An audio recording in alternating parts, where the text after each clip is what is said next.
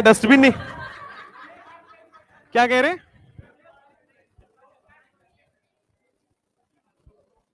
हाँ भाई, BN sir को क्या फर्क पड़ता है, शादी वादी हो चुकी है उनकी, है ना। हमको भी फर्क नहीं पड़ता, हमको करनी नहीं है यार। डस्टबिन नहीं है क्लास में।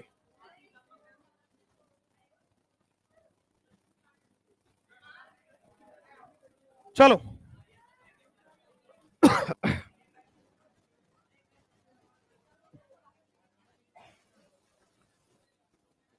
आपके क्लास में, लास्ट क्लास में हेलो अरीन हुआ होगा, और एलिमिनेशन पढ़ना है आपको।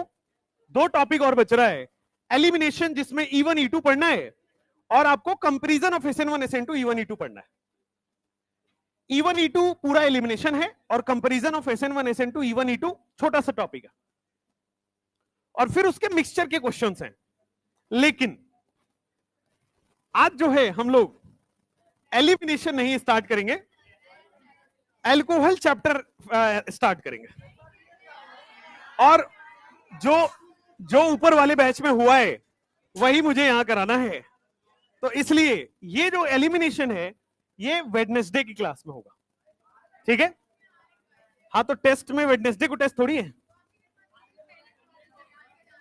हाँ वेडनेसडे को पहले करा देंगे, ठीक है। चलो वेंसडे, वेंसडे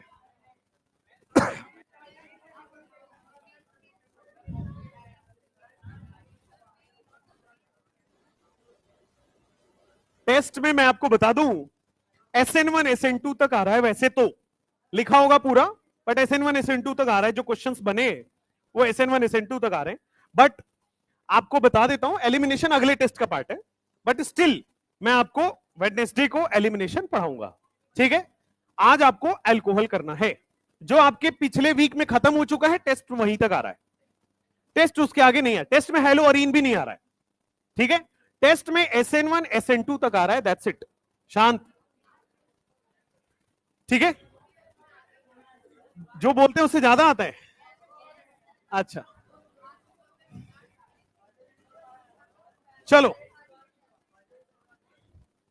अच्छा, ये पहले छुड़वा चुके हैं, चलिए अब लिखो, शांत, लिखो अल्कोहल फिनॉल ईथर। ये आपका थर्ड लास्ट चैप्टर स्टार्ट हो रहा है। इसके बाद एल्डिहाइड, कीटोन, कार्बोक्सिलिक, और फिर अमाइन। और बायोमोलिक्यूल को चैप्टर में नहीं गिनते हैं, बायोमोलिक्यूल तो हो ही जाता है, ठीक है। आप पढ़ाएंगे भाई बायोमोलिक्यूल, बट बायोमोलिक्यूल कोई चैप्टर नहीं है 5 लेक्चर लगेगा, 4 लेक्चर लगेगा, ऐसा नहीं है। Biomolecule is a 2 lecture chapter, ठीक है। 2 लेक्चर लेगा 4 घंटे का, 2-2 घंटे का 2 लेक्चर लगवाएंगे, और 4 आवर्स का ही वो थ्योरी है पूरा, ठीक है। बायोमोलिक्यूल में जो केमिस्ट्री के एनसीईआरटी में केवल हम वही पढ़ेंगे, जो बायो के एनसीईआरटी में बायो वाले पढ़ाएंगे, है ना। जनरली कोटा वोटा में क्या करते हैं कि बायो वाली रिएक्शन में उठा के केमिस्ट्री में पढ़ाते हैं, हौच पौच हो जाएगा। वो आपके तरुण सर या एमडी सर जो भी आपको पढ़ा रहे हो बायोमोलिक्यूल, वहां से पढ़ लीजिए। जो केमिस्ट्री की एनसीईआरटी में है, कायरल सेंटर, उस कंपाउंड का नाम, उस कंपाउंड की हाइड्रोलिसिस, तो 4-5 रिएक्शन है बायोमोलिक्यूल की, ठीक है। तो वो हम पढ़ेंगे, और इतना शानदार पढ़ेंगे कि आपको केमिस्ट्री ज्यादा अच्छा लगेगा बायोमोलिक्यूल का एज कंपेयर टू बायो, ठीक है। वैसे भी आपको केमिस्ट्री ज्यादा अच्छा लगता ही है, वो तो बोलने की क्या बात है ना। चलो, thank you thank you thank you. चलो चलो, शांत। क्या हेलो अरीन नहीं आ रहा, SN1 SN2 तक आ रहा है। लिखिए, अब ये नहीं पता है भाई हमको, सब बता देंगे तो फिर तुमको तैयारी क्या करोगे। और मैंने आपको बताया हुआ है कि केमिस्ट्री का सिलेबस ऑर्गेनिक के में जो पढ़ा हुआ है वो सब आएगा, सिंपल, ठीक है। चाहे वो यहां के टेस्ट में हो चाहे नीट में हो, जो पढ़ाएंगे वही आएगा, है ना। वीडियो भी तो बनाना है। Alcohol phenol ether. अब देखो ध्यान से, मैंने आइसोमेरिज्म चैप्टर जब आपको पढ़ाया था, शुरुआत पकड़ लेना ध्यान से, अदरवाइज मिस हो जाएगा। जब मैंने आइसोमेरिज्म चैप्टर पढ़ाया था तो मैंने आपको बताया था कि अल्कोहल, फिनॉल, ईथर, ये फंक्शनल ग्रुप अलग अलग है, दे आर फंक्शनल आइसोमर्स, याद हो तो। अल्कोहल, फिनॉल, फंक्शनल ग्रुप तो एक ही है भाई, यहां भी OH लगता है, यहां भी OH लगता है, यहां भी ऑक्सीजन कंटेनिंग है। इन तीनों का मोलिक्यूलर फॉर्मूला सेम होता है, लेकिन प्रॉपर्टी क्या होती है, अलग अलग। तो अगर प्रॉपर्टी अलग अलग है तो क्या केमिकल रिएक्शन भी अलग अलग देगा, और केमिकल रिएक्शन अलग अलग देगा तो तीनों अलग अलग चैप्टर्स हैं, ठीक है। why they are three different chapters? Because they are three different compound. And why they are three different compound? Because they are isomer. Isomer क्या होते हैं, different compound. अभी हम लोग स्टार्ट करेंगे अल्कोहल से। अल्कोहल खत्म होगा तो फिनॉल जैसा छोटा, मतलब हेरोलिन जैसा छोटा एक चैप्टर है फिनॉल, ठीक है। देखो आगे तो एरोमेटिक के जितने भी आपके पास हैं, they are very small small chapter. चाहे बेंजीन हो, वन डे चैप्टर, चाहे हेलोअरीन हो, वन डे चैप्टर, चाहे फिनॉल हो, वन डे चैप्टर। उसी तरह बेंजीन एल्डिहाइड या बेंजीन के कार्बोक्सिलिक एसिड, ये वन डे चैप्टर से अगले चैप्टर में, ठीक है। तो फिनॉल खत्म होगा, फिर ईथर, मतलब तीनों अलग अलग चलेगा, मिक्सचर नहीं चलेगा। जनरली कोटा का स्टाइल क्या है, मिक्स करके पढ़ा दिए एक साथ, ठीक है। सिंगल बॉन्ड ऑक्सीजन के साथ जो भी आ रहे सब मिक्स करके पढ़ा दिए, वो हौच पौच हो जाएगा, आपकी भी खिचड़ी हो जाएगी। तो आपको क्या करना है, अल्कोहल अलग, फिनॉल अलग, ईथर अलग। अभी हम स्टार्ट क्या कर रहे हैं, अल्कोहल। हाँ, यस, हाँ, अल्कोहल लिखो।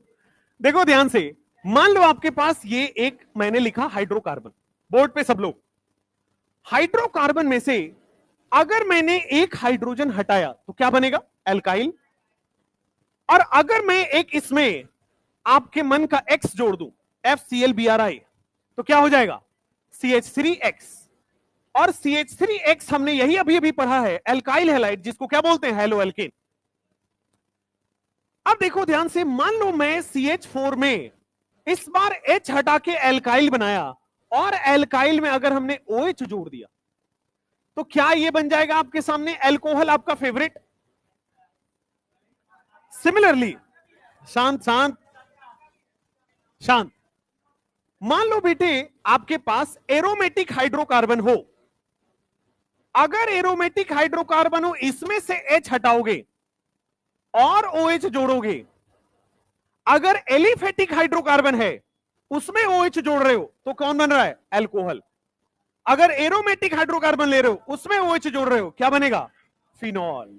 यही डिफरेंस है कि दोनों का जो बेस है वही अलग है, एक एलिफेटिक हाइड्रोकार्बन से बनता है और एक एरोमेटिक से बनता है। अच्छा, एलिफेटिक क्या होता है बेटा, बेसिक ऑफ ऑर्गेनिक केमिस्ट्री नाम का एक चैप्टर पढ़ाया था, वहां पे ये पढ़ाया था, एलिफेटिक हाइड्रोकार्बन, एरोमेटिक हाइड्रोकार्बन। जो एरोमेटिक नहीं है बेटा वही एलोफेटिक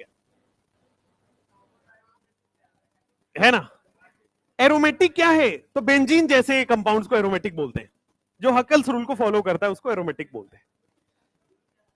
खैर, अब आ जाओ बोर्ड पे, शांत, अब आ जाओ बोर्ड पे। मान लो आपके पास मैंने CH4 लिखा है, इसमें मैंने H हटा के मान लो OR जोड़ दिया, इस बार OR को क्या बोलते हैं, एल्कोक्सी, एल्कोक्सी। तो मैंने यहां पे CH3OR बन जाएगा क्या, R कुछ भी हो सकता है, एक कार्बन, दो कार्बन, 1000 कार्बन, ठीक है। ये जो बना, दिस इज योर ईथर। अगर आप OH जोड़ते हो एलिफेटिक में, क्या बनेगा, अल्कोहल। अगर आप एरोमेटिक में जोड़ते हो, क्या बनेगा, फिनॉल। अगर आप एलिफेटिक में OR जोड़ देते हो, क्या बनेगा, ईथर। मान लो बेंजीन में आपने OR जोड़ दिया, बेंजीन में से H हटा के OR जोड़ा है, तो क्या बेंजीन में आपके पास OR आ जाएगा, दिस इज बेंजीन में OR, ये क्या बन गया, ईथर। तो ईथर में कोई डिस्टरबेंस नहीं है, चाहे एलिफेटिक से हटाओ चाहे एरोमेटिक से हटाओ, अगर OR जुड़ रहा है इट इज ईथर। चाहे एलिफेटिक हो चाहे एरोमेटिक हो, अगर OR जुड़ रहा है दिस इज सिंपली ईथर। लेकिन अगर एलिफेटिक में OH जुड़ रहा है वो अलग है, अल्कोहल। एरोमेटिक में OH जुड़ रहा है वो अलग है, फिनॉल। और ईथर में कोई अलग अलग नहीं है। अब जो ये अल्कोहल, फिनॉल, ईथर है तो हाइड्रोकार्बन से ही बना हुआ, ये है तो हाइड्रोकार्बन का ही डेरिवेटिव। अब सुनिए, अल्कोहल जो है वो तीन तरीके के होते हैं, अल्कोहल तीन तरीके के होते हैं। ऐसा कंपाउंड जिसमें एक OH हो, उसको बोलते हैं मोनोहाइड्रिक अल्कोहल। ऐसा कंपाउंड जिसमें 2 OH हो, डाईहाइड्रिक अल्कोहल, 3 OH को ट्राईहाइड्रिक अल्कोहल।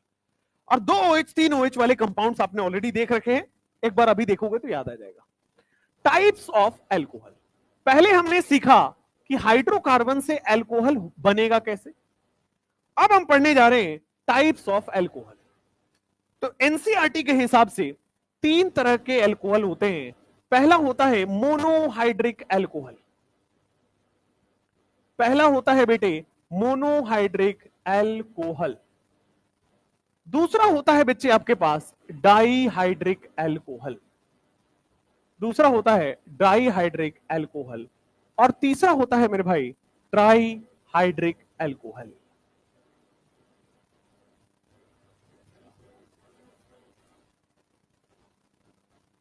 कितना इंपॉर्टेंट बात चल रहा है तुम्हारा। मोनोहाइड्रिक अल्कोहल में ऐसे कंपाउंड जिसके पास एक OH ग्रुप हो, ऐसे कंपाउंड जहां पे एक OH ग्रुप हो वो मोनोहाइड्रिक कहलाते हैं। जहां पे 2 OH ग्रुप हो डाईहाइड्रिक, 3 OH ग्रुप हो ट्राईहाइड्रिक। इसके एग्जाम्पल देखिए। मोनोहाइड्रिक में ध्यान से बोर्ड पे मान लो जितने भी आप एग्जाम्पल पढ़ोगे वो क्या है, मोनोहाइड्रिक ही तो है। जैसे मान लीजिए क्या है, CH3 CH2OH, क्या है, मोनोहाइड्रिक। जैसे मान लो आपके सामने एक और हो गए, क्या है, मोनोहाइड्रिक। इस तरह के जितने भी कंपाउंड बनेंगे सब क्या है, मोनोहाइड्रिक। पूरे कंपाउंड में कितना है, एक OH। मान लो आपके पास ये बन जाए CH3 CH CH3OH, क्या ये भी मोनोहाइड्रिक ही है, एक ही OH ग्रुप है। मान लो एक और मैंने कंपाउंड बनाया CH3 CH3, यहां पे CH3 और यहां पे OH, ये क्या बन गया, ये भी मोनोहाइड्रिक है, एक ही OH ग्रुप है। मोनोहाइड्रिक के अंदर क्या ये, अच्छा मोनोहाइड्रिक पहले बता दिया, फिर ट्राईहाइड्रिक, डाईहाइड्रिक पे आइए। डाईहाइड्रिक में ऐसा फंक्शनल, ऐसा कंपाउंड जिसमें 2 OH फंक्शनल ग्रुप हो, क्या ये डाईहाइड्रिक हो गया। और ये पढ़ा भी आपने, बेयर्स रिएजेंट में यही तो बनता था, एल्कीन में बेयर्स रिएजेंट डालोगे तो सिंडायोल बताया था। चलो नेक्स्ट, मान लो आपके सामने CH3 CHOH CH2OH, एक ये भी डाईहाइड्रिक हो गया। CH2OH CH2 CH2OH, क्या ये भी डाईहाइड्रिक हो गया। तो दिस इज मोनोहाइड्रिक है लेफ्ट साइड में, डाईहाइड्रिक है राइट साइड में। अगर ट्राईहाइड्रिक की बात करें तो ऐसा कंपाउंड जहां पे 3 OH ग्रुप लगा हो, इसको क्या बोल देंगे, ट्राईहाइड्रिक।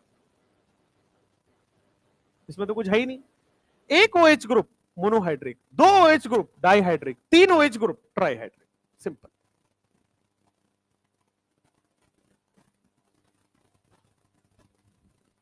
अब ये जो मोनोहाइड्रिक है उसमें आप देखो क्लासिफिकेशन, हाँ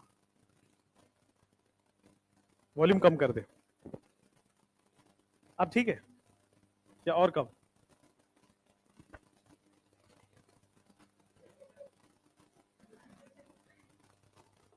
डिंपल देख रहे हो क्या बोल रहा है, ये लड़कियां यही तो कम करती हैं, आवाज कम कर देती है लड़कों का। डिंपल का एक्सपीरियंस आप देख रहे हो, dimple with a simple life जियो। चलो बोर्ड पे देखो, पढ़ो।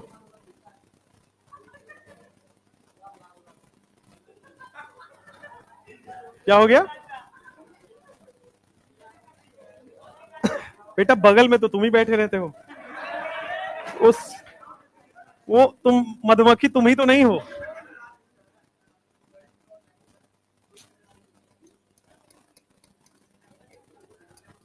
हालांकि आजकल अलाउड है, सुप्रीम कोर्ट ने ऐसी व्यवस्था तुम्हारे लिए कर दी है।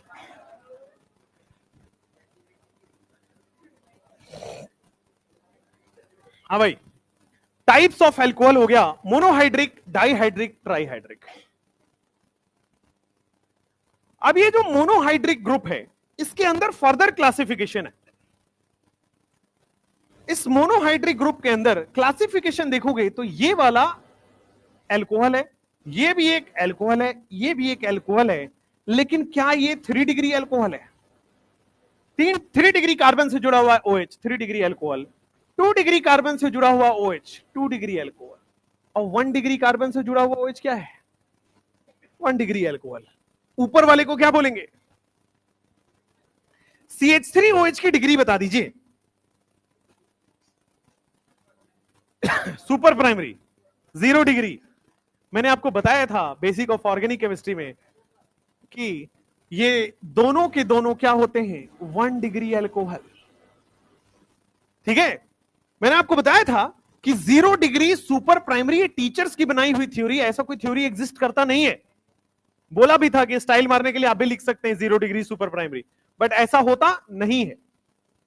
अब जब आप एनसीईआरटी खोलोगे वहां पे लिखा हुआ है कि ये ऐसा कार्बन जो 0 कार्बन से जुड़ा हो या 1 कार्बन से जुड़ा हो उसको प्राइमरी कहते हैं।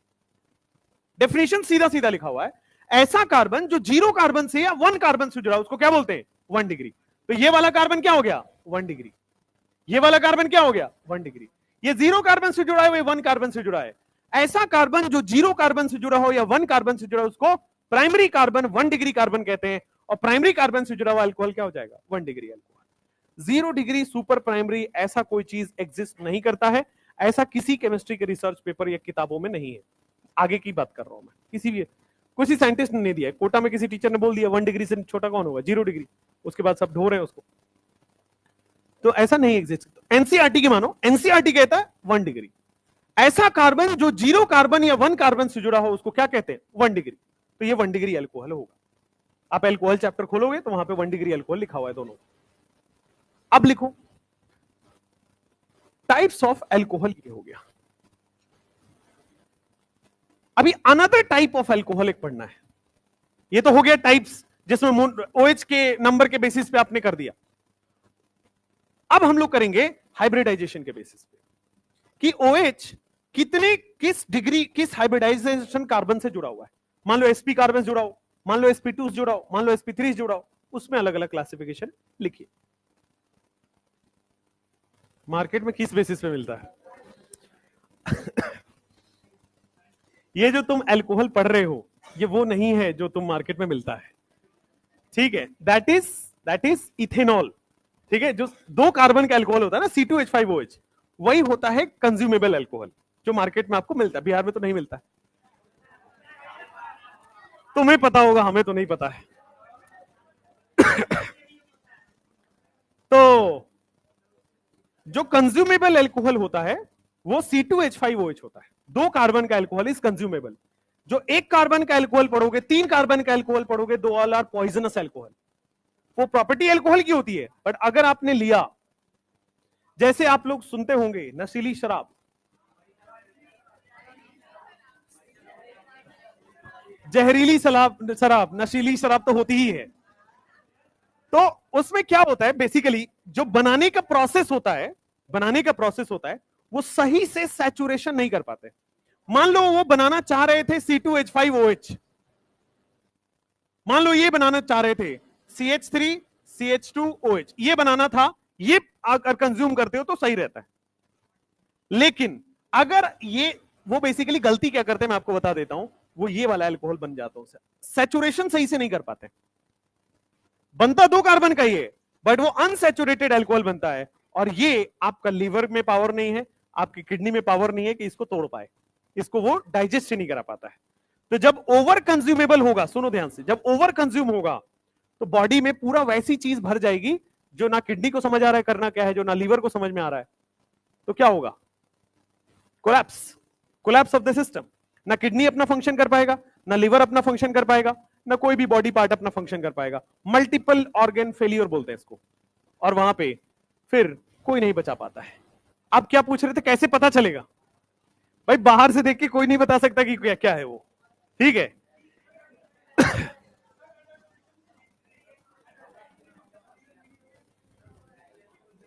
बोर्ड पे आइए यार तुम लोग, पता नहीं क्या कैसी सवाल पूछिए, ये थोड़ी आता है एग्जाम में। बोर्ड पे पढ़ो, अलग ही शौक है तुमको एक। नोट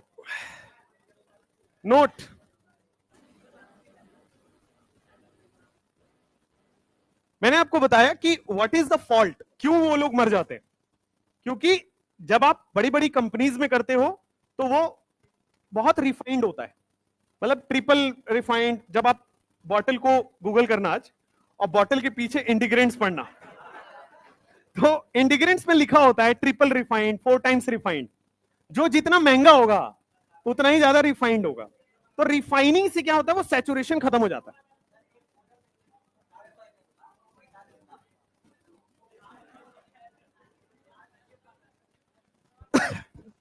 दूसरी चीज, आपको ये चैप्टर पढ़ना है, फील नहीं करना है बहुत ज्यादा, ठीक है ना? हाँ यार, नौटंकी। लिखो भाई, CH3OH का कॉमन नेम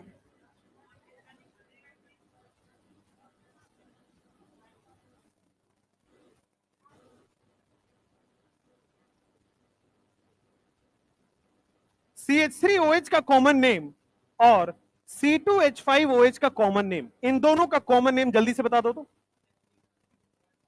लिखवाया हुआ है already. Methyl alcohol, ethyl alcohol तो ठीक है, वो तो IUPAC के हिसाब का कॉमन नेम है। But what is the original common name, origin से जो बनता है? क्या इसको वुड स्पिरिट बोलते थे? जब मैं आपको लिखवाया था IUPAC के अंदर, तो यहां पे इसका कॉमन नाम लिखवाया होता, क्या था इसका? Would spirit. और वुड स्पिरिट, स्पिरिट आप जानते हो ना, जब घाव वाव होता है तो वहां पे साफ, तो आप सोचो ये अल्कोहल स्पिरिट की तरह होता है, तो पी लोगे तो क्या ही होगा। इसीलिए ये कंज्यूमेबल अल्कोहल नहीं है। कंज्यूमेबल अल्कोहल कौन है? ये वाला, ठीक है? इसीलिए इसका नाम होता है बेटा ग्रेन अल्कोहल। इसका कॉमन नाम क्या होता है? Grain alcohol. तो ये दो कॉमन नाम बहुत बार रिपीटेडली आपके एग्जाम में पूछा जाता है, इसलिए लिख लीजिए। CH3OH इज वुड स्पिरिट, तो ये स्पिरिट जैसा बिहेवियर देगा, जो एंटीसेप्टिक बिहेवियर होगा। आप सोच लो एंटीसेप्टिक पी लोगे अगर आप CH3OH पी रहे हो तो।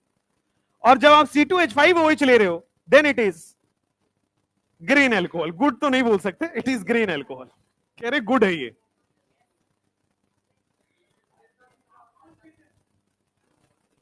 बेटा इससे जितना दूर रहोगे उतना बचे रहोगे, और जैसे ही ये हुआ, इसकी लत लगी, उसके बाद दुनिया से उतने ही दूर चले जाएंगे, ठीक है?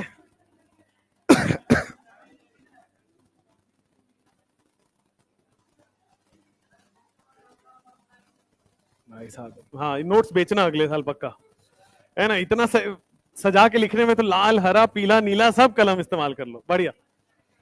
चलो, आपके यहाँ तो मुझे ऐसा लगता है कि जब आप लोग डॉक्टर बन जाओगे, तो मान लो डॉक्टर, कोई पेशेंट आया, वो कहा कि मुझे ये बीमारी, गला दर्द, हाथ दर्द, पैर दर्द, तो लाल कलर से गला दर्द लिख रहे हैं, फिर ब्लैक कलर से गला वाला दवाई, फिर हरे कलर से कुछ लिख रहे हैं। इतने में तो 10 पेशेंट उठ के चला जाएगा कि डॉक्टर साहब के पास टाइम ही नहीं है, बनाते रहिए फेयर। उसमें लड़कियां तो पिंक कलर का टैबलेट लिख देंगी कुछ, है ना? लड़कियों को लग रहा है कि पिंक ही सब कुछ सही कर सकता है। चलो भाई, हाँ भाई, बोर्ड पे लिखो टाइप्स ऑफ अल्कोहल। हाइब्रिडाइजेशन के बेसिस पे टाइप्स ऑफ अल्कोहल। इस चैप्टर का जो सबसे लास्ट टॉपिक है वो है बेटा इथेनॉल बनाने का प्रोसेस। तुम सब लोग प्रैक्टिकल चाहोगे, है ना? और बनने के बाद थोड़ा थोड़ा आपको प्रसाद की तरह बांट भी दिया जाए, बढ़िया। Types of alcohol. अल्कोहल के दो टाइप्स हैं, एक तो OH के बेसिस पे, नंबर ऑफ OH के बेसिस पे, और दूसरा टाइप है OH किस टाइप की हाइब्रिडाइजेशन से जुड़ा हुआ है। OH is connected to sp3 carbon. अगर बेटा OH sp3 कार्बन से जुड़ा है तो ये अलग बिहेवियर शो करता है, और अगर OH sp2 कार्बन से जुड़ा होता है, OH is connected to sp2।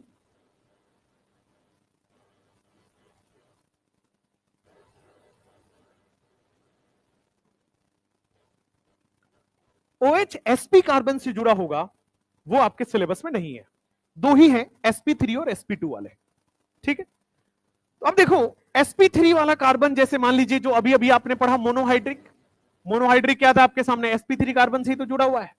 Dihydric क्या था, sp3 कार्बन से ही तो जुड़ा हुआ है। ट्राईहाइड्रिक क्या था, तो ये जितने भी हैं monohydric, dihydric, trihydric, they all are sp3 carbon से जुड़ा हुआ है। मोनोहाइड्रिक, डाइहाइड्रिक और ट्राईहाइड्रिक जो आपने पढ़ा, दे ऑल आर sp3 वाले।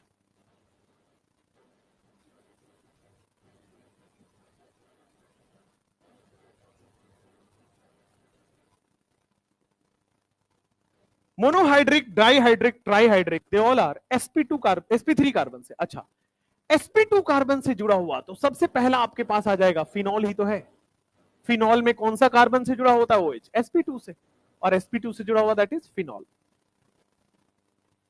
वो सब होंगे sp3 अल्कोहल और sp2 वाले फिनॉल। बट sp2 वाले अल्कोहल भी होते हैं, जैसे ध्यान दीजिएगा CH2 डबल बॉन्ड CH2, इससे अगर आप OH लगा दो तो ये जो फंक्शनल ग्रुप होता है, कॉमन नेम इसका होता है विनाइल, और विनाइल से अल्कोहल जुड़ गया, इसको बोलते हैं vinyl alcohol.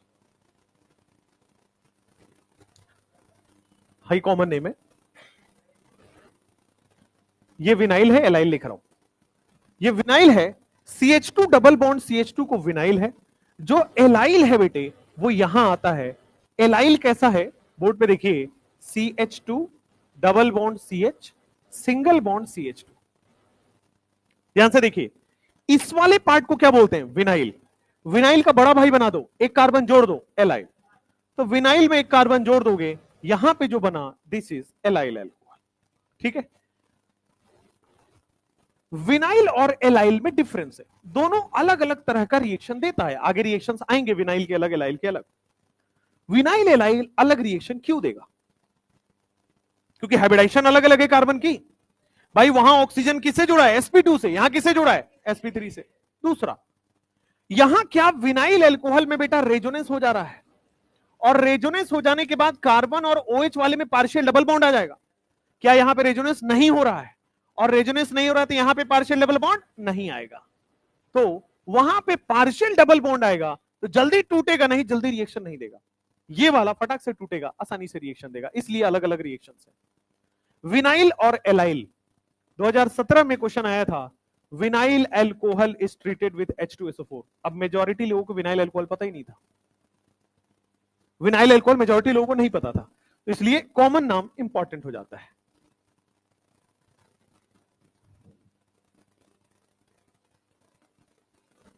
Vinyl alcohol, allyl alcohol, और ये आपके सामने क्या है, दैट इज फिनॉल।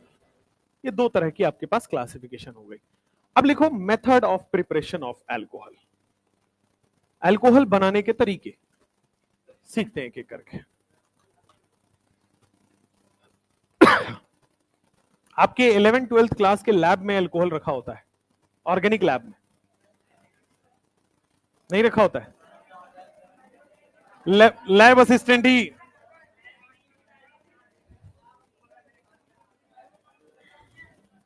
क्या कह रहे, घर पे रखा हुआ है बेटा, बिहार में सीधा 6 महीने का जेल है पहले।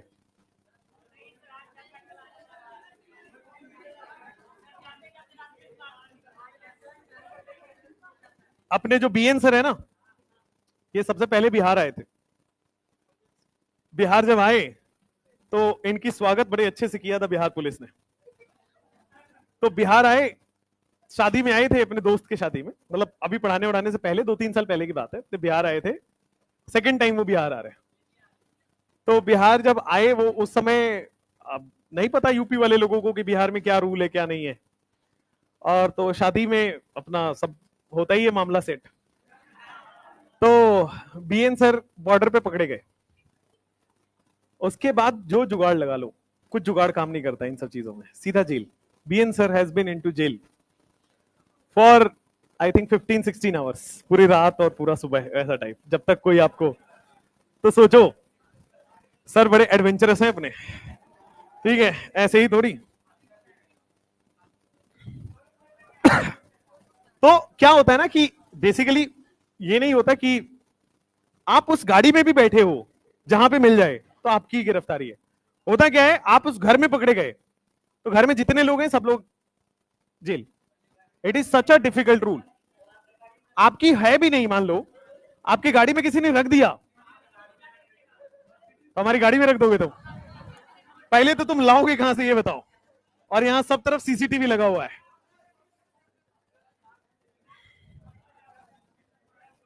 ए मुंह बंद।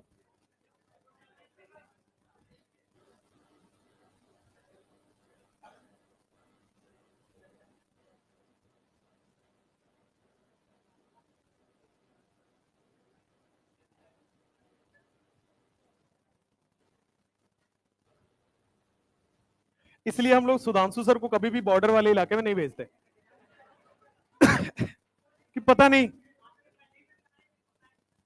नहीं नहीं नहीं। तो method of preparation of alcohol, चलो हंसी मजाक की बात अलग है। Method of preparation of alcohol, सबसे पहले कौन सा चैप्टर पढ़ा है भाई अपन ने? एल्केन। तो सबसे पहले बताओ, एल्केन चैप्टर में मैंने एक मेथड बताया हुआ है, एल्केन से एल्कोहल बनाने का मेथड। एल्केन से एल्कोहल किस मेथड से बनाया जाता है? केवल एक मेथड है दुनिया में जिससे आप एल्केन से एल्कोहल बना सकते हो। एल्केन चैप्टर में आपने पढ़ा हुआ है, रेड फास्फोरस है चाहिए। नो, कोई आयरन वायरन नहीं। रेड हॉट आयरन से साइक्लिक पॉलीमराइजेशन होता है, ट्रिपल बॉन्ड बेंजीन बनता है। आपको मैंने पढ़ाया था कि 3 डिग्री एल्कोहल अगर KMnO4 के प्रेजेंस में आ जाए, स्ट्रॉन्ग ऑक्सीडाइजिंग एजेंट के प्रेजेंस में आ जाए, तो वो जो 3 डिग्री हाइड्रोजन है वो क्या बन जाता है? एल्कोहल। भूलना नहीं है, यही तो एग्जाम में नोट्स में सब रहता है, दिमाग में रखना पड़ेगा। क्या बेटे? केवल एक ही एल्केन है। अच्छा, 1 डिग्री कभी भी एल्कोहल आप नहीं बना पाओगे, 2 डिग्री कभी भी एल्कोहल नहीं बना पाओगे, केवल और केवल 3 डिग्री एल्कोहल बना पाओगे। ठीक है, 3 डिग्री एल्केन को आप 3 डिग्री एल्कोहल बना पाओगे, और ये केवल और केवल वेरी स्ट्रॉन्ग ऑक्सीडाइजिंग एजेंट ही कर पाता है। ठीक है, और वेरी स्ट्रॉन्ग ऑक्सीडाइजिंग एजेंट दो ही है डी ब्लॉक वाले, KMnO4, K2Cr2O7, very strong oxidising agent, very strong oxidising agent. तो ये क्या करता है वेरी स्ट्रॉन्ग ऑक्सीडाइजिंग एजेंट? एक बात बताओ, ऑक्सीडाइजिंग एजेंट का क्या काम है? ऑक्सीजन ऐड कराना।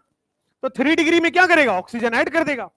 जरा बोर्ड पे देखो, CH3 ये बन गया C, ये बन गया CH3। क्या ये 3 डिग्री कार्बन है?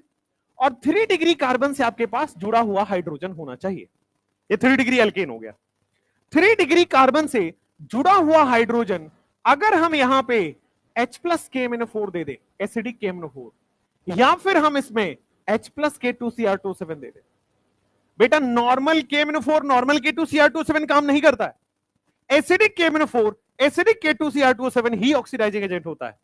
ठीक है, अब क्या होगा? ये क्या 3 डिग्री वाला H OH में कन्वर्ट हो जाता है? और देखो, एल्केन पहले था, क्या ये अब बहुत अच्छा एल्कोहल हो चुका है? दुनिया में केवल एक एल्केन है, केवल एक तरह का एल्केन है जो अल्कोहल बन सकता है। वो कौन है? 3 डिग्री। 1 डिग्री 2 डिग्री किसी भी मेथड से आप अल्कोहल नहीं बना पाओगे। बताए एल्केन में दैट इज कंट्रोल्ड ऑक्सीडेशन, वो लास्ट में आएगा। ठीक है, वो आएगा, that is controlled oxidation. Methanol और इथेनॉल एनसीईआरटी का सबसे लास्ट टॉपिक है, वहां पे आएगा अलग से। But that is not general reaction, वो कंट्रोल्ड ऑक्सीडेशन है। ठीक है, हम लोग जबरदस्ती उस रिएक्शन को कराते हैं, that is not natural reaction. वो तो है ही भाई। अगर मान लो 1 डिग्री से हम अल्कोहल नहीं बना पाते तो C2H5OH कैसे बनता? फिर ये जो मार्केट में मिल रहा है वो कैसे बनता? वो बनाने का तरीका अलग है, that is controlled oxidation, that is not organic reaction. ठीक है, ये नेचुरल रिएक्शंस हैं, ऑक्सीडाइजिंग एजेंट वाला रिएक्शन हुआ। ठीक है, तो 3 डिग्री एल्केन से 3 डिग्री अल्कोहल क्या बनाओगे? KMnO4 या K2Cr2O7, वो भी acidic medium. Normal KMnO4 normal K2Cr2O7 is not a good oxidising agent, वो नॉर्मल ऑक्सीडाइजिंग एजेंट होते हैं। लेकिन आप एसिडिक KMnO4 कर दो, acidic K2Cr2O7, they are very strong oxidising agent. आपने इनऑर्गेनिक पढ़ा होगा, एसिडिक मीडियम में वो +7 से +2 में चला जाता है ना? कितना हाई जंप होता है, 5 N फैक्टर का जंप हो जाता है, पढ़ा होगा। चलो,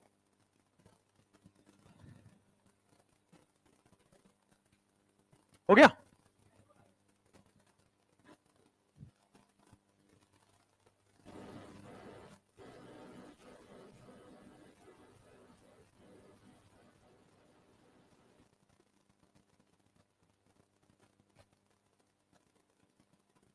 एल्कीन से अल्कोहल कैसे बनेगा? एल्कीन चैप्टर में आप पढ़ चुके हो, प्लीज टेल मी।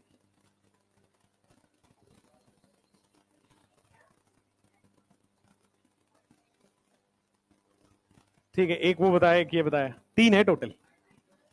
हाँ, देखो 3 मेथड हमने पढ़े हुए हैं। एल्केन से नॉर्मल ऑक्सीडेशन करके आप क्या बना सकते हो? केवल एक तरीका है, अल्कोहल। एल्कीन से 3 तरीके हमने पढ़े हुए हैं, याद करो। पहला पढ़ा हुआ है एसिडिक हाइड्रेशन। क्या करते थे? कार्बोकेटाइन बनाते थे, रीअरेंज कराते थे और फिर अल्कोहल लगाते थे, फिर OH लगाते थे। दूसरा पढ़े थे हम ओएमडीएम। ओएमडीएम में भी तो OH ही ऐड हो रहा था, क्या मार्कोनिकॉफ रूल से ऐड हो रहा था। फिर हमने पढ़ा था एचबीओ। एचबीओ में क्या हो रहा था? एंटी मार्कोनिकॉफ से OH ऐड हो रहा था, बस यही तो था रूल। तो अभी तीनों को रिवाइज करेंगे। देखो, एल्कीन से अल्कोहल बनाने के देयर आर 3 मेथड। ये पहला हो गया रिएक्शन। दूसरा, कोई भी आपके पास अगर एल्कीन है तो आप अगर अल्कोहल बनाना चाहते हो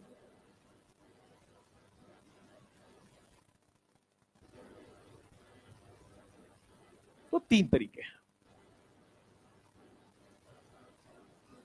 पहला तरीका आप सब लोग पता है, that is acidic hydration. Acidic hydration, एक बार वापस से वो क्वेश्चन देता हूं, ध्यान से देखना जरा। मान लो भाई मेरे पास है CH2 डबल बॉन्ड CH2, और बताया भी था ये प्रीवियस ईयर का क्वेश्चन है। प्रोडक्ट बताओ, प्रोडक्ट बताओ।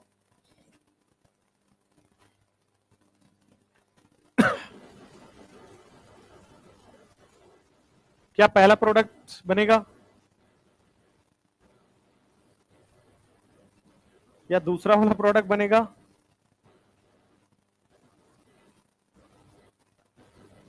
या तीसरा वाला प्रोडक्ट बन जाएगा?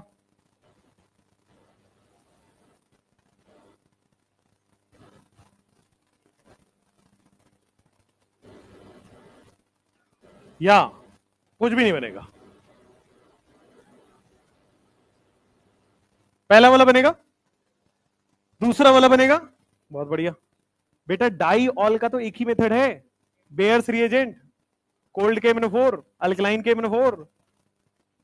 डाई ऑल बनाने के लिए सिन डाइऑल तो एक ही मेथड है, तो पढ़ा चुके बेयर्स रिएजेंट में। इससे कैसे बनेगा? वाटर से थोड़ी बनता है। पहला की, दूसरा की, तीसरा की, कुछ नहीं। बेटे ये रिएक्शन कैसे करेगा? तुम क्यों नहीं समझ पा रहे हो? There will be no reaction. अरे हाइड्रेशन नहीं होता है एल्कीन एल्काइन का, एसिडिक हाइड्रेशन होता है। ये मैं हाइड्रेशन पढ़ाते हुए भी बताया था आपको। नॉर्मल वाटर डाल दोगे। एल्कीन का सबसे बेहतर एग्जांपल क्या है आपके सामने? डालडा, जानते हो? Dalda is basically alkene, unsaturated fat, वो एल्कीन है। घी जानते हो? वनस्पति घी, घी जो घर में होता है, वो भी तो क्या है? अनसैचुरेटेड फैट, एल्कीन है उसके अंदर। अब उसमें पानी डालोगे तो रिएक्शन हो जाएगा क्या? भाई डालडा में, घी में पानी डालने से रिएक्शन हो जाता है? नहीं, रिएक्ट नहीं करेगा। लेकिन अगर आप उसमें एसिड डाल के फिर पानी डालोगे ना, तो रिएक्शन होगा। हाइड्रेशन नहीं होता है, क्या होता है? एसिडिक हाइड्रेशन होता है। ये एग्जाम में पूछा हुआ सवाल है, नन ऑफ दीज। क्यों नहीं रिएक्शन होता? आप सुनो, क्या ये बेटा न्यूक्लियोफाइल है? भाई एल्कीन का पाई बॉन्ड है, डोनेट हो सकता है, तो क्या ये न्यूक्लियोफाइल है? और वाटर के पास भी तो लोन पेयर है, ये भी न्यूक्लियोफाइल है। क्या दोनों सेम नेचर वाले कभी बॉन्ड बनाएंगे? नहीं, तो नहीं रिएक्शन करेगा। लेकिन अगर H+ आ गया तो क्या ये न्यूक्लियोफाइल है? क्या ये इलेक्ट्रोफाइल हो गया? भाई H+ क्या? इलेक्ट्रोफाइल, और ये क्या है? न्यूक्लियो। अब क्या होगा? रिएक्शन स्टार्ट हो जाएगा। रिएक्शन स्टार्ट होगा, फिर H2O अटैक करेगा। तो हाइड्रेशन ध्यान रखिएगा, ये कंफ्यूज करेगा एग्जामिनर आपको। दिखने में इतना छोटा रिएक्शन लगेगा, लेकिन कॉन्सेप्ट चेंज मत करिए। एसिडिक हाइड्रेशन होता है, और एसिडिक हाइड्रेशन में वाटर नहीं लिया जाता है, H+ वाटर लिया जाता है। चाहे एल्कीन हो चाहे अल्काइन हो, दोनों जगह यही केस होगा। ठीक है। अच्छा, एक और चीज, अल्काइन में जब वाटर ऐड करते थे तो एक स्पेशल नाम था उस रिएक्शन का। अल्काइन में पानी ऐड कर रहे थे, एक स्पेशल नाम था। Can you tell me the name? खुशरोव रिएक्शन। याद आया? एल्कीन में पानी डाल रहे थे, ट्रिपल बॉन्ड में पानी डाल रहे थे, तो सबसे पहले OH ऐड हो रहा था, फिर रीअरेंज टॉटोमर बन जा रहा था, वो टॉटोमराइजेशन हो जा रहा था। एल्डिहाइड कीटोन बन रहा था, वो अगले चैप्टर में आएगा एल्डिहाइड कीटोन में। एल्कीन में पानी डालोगे एल्कोहल, एल्काइन में पानी डालोगे एल्डिहाइड कीटोन। आया समझ में? खुशरोव रिएक्शन पर बोला था। चलो, एल्कीन से एल्कोहल बनाओगे, एसिडिक हाइड्रेशन। अच्छा, दूसरा मेथड आपको पढ़ाया गया था ओएमडीएम। मार्कोनिकॉफ होता है या एंटी मार्कोनिकॉफ? एचबीओ मार्कोनिकॉफ होता है, एंटी मार्कोनिकॉफ। तो ये हो जाएगा एंटी मार्कोनिकॉफ, ये हो जाएगा मार्कोनिकॉफ। ठीक है। ओएमडीएम में क्लासिकल केटाइन बन रहा था या non classical cation? Non classical. Mercury है ना, मरकरी है, मरकरी क्या करता था वहां पे? नॉन क्लासिकल बना दे रहा था। तो यहां पे नॉन क्लासिकल कार्बोकेटाइन बन रहा है। दुनिया में जब जब नॉन क्लासिकल कार्बोकेटाइन बनता है, क्या एंटी एडिशन होता है? दुनिया में जब जब नॉन क्लासिकल बनेगा तो क्या हो जाएगा? Anti addition. तो यहां पे जो H और OH होगा, क्या एंटी एडिशन होता था? याद करिए, ओएमडीएम में एंटी एडिशन करा रहे थे और एचबीओ में सिन एडिशन करा रहे थे। याद करिए, एचबीओ में क्या हो रहा है? सिन एडिशन हो रहा था। अच्छा, एचबीओ में किसी भी तरह से कार्बोकेटाइन एनाइन बन रहा था क्या? है ही नहीं। No carbocation anion formation. ना तो कार्बोकेटाइन फॉर्म हो रहा है, ना कार्बन आयन फॉर्म हो रहा है। No carbocation carbon ion form. किसी भी तरह से ना कार्बोकेटाइन फॉर्म होगा, ना कार्बन आयन फॉर्म होगा, सिन एडिशन। सबसे ऊपर वाले में बताओ, क्या वहां कार्बोकेटाइन भी बनेगा, रीअरेंज भी होगा और फिर न्यूक्लियोफाइल लगेगा तो कार्बोकेटाइन फॉर्म होगा, फिर बेटा उसके बाद रीअरेंज भी होगा और रीअरेंज होके फिर बेटा एल्कोहल बनेगा, फिर एल्कोहल फॉर्म होगा, मतलब OH लग जाएगा। तो एल्कीन से तीनों तरह से अल्कोहल बनता है। अब घर में जाके घी से अल्कोहल मत बनाने लगना। इस घी में एल्कीन है, ट्राई करते हैं, एसिड ले आते हैं कहीं से। हाँ, तो उससे बढ़िया है मार्केट से खरीद लीजिए घी, एक तो बहुत महंगा आएगा, फिर एसिड और महंगा है। अच्छा, घर का बना हुआ, बाहर का क्यों? Nice, very nice. ये जवाब मुझे केवल और केवल लड़कियों से ही उम्मीद था।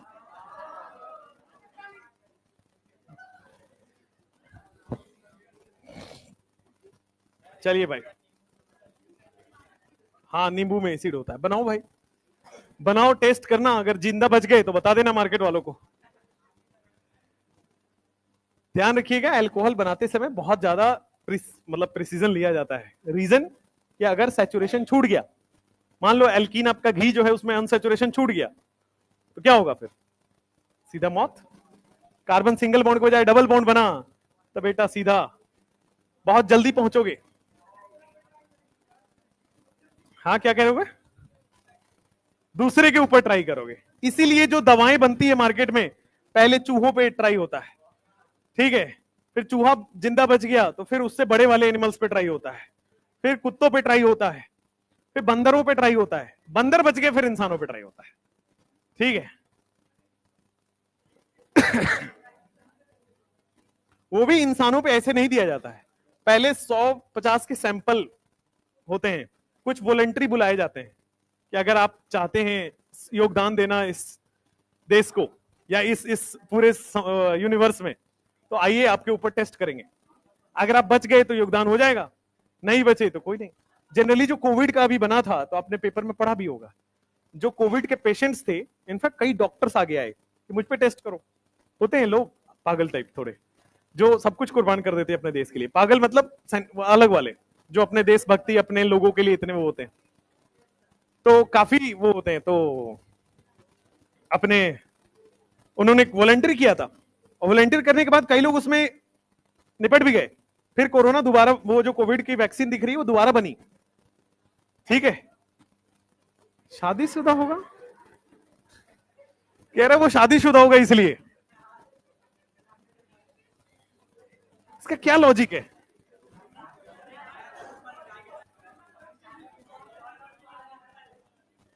इतना इतना दुखी क्यों हो जिंदगी से? रिश्ता लग गया मतलब क्या होता है?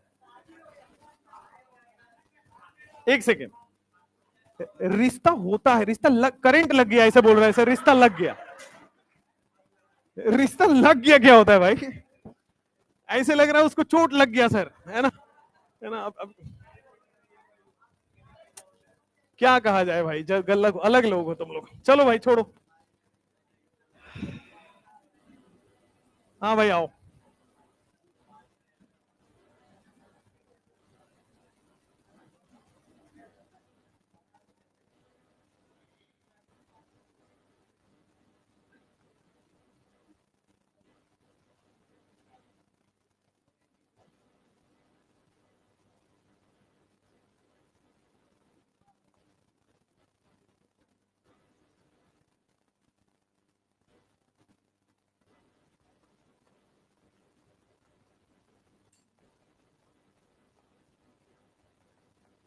हम्म।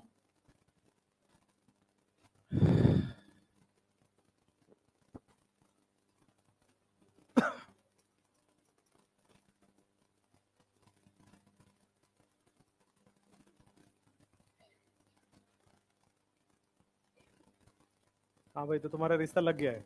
किसका लगा है? संजय कौन है? वो उसके दिखा रहा है, उसके दिखा रहा है, लगा किसके है? कहीं एक ही कैंडिडेट से सबका तो नहीं लग गया है? सब उसको दिखा रहे हैं, उसको दिखा रहे हैं, उसको दिखा रहे हैं, ऐसा क्या होता है भाई? बैठो बैठो बैठो। चलिए बढ़िया है।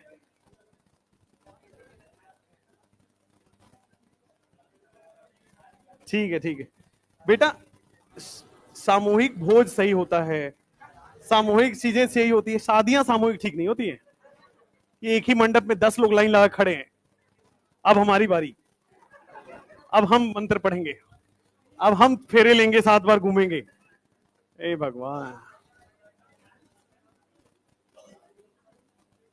चलो भाई, तुम लोगों की जैसी शक्ल है ना, लड़की मिल जाए ये बहुत बड़ी बात है, बहुत बड़ी बात है।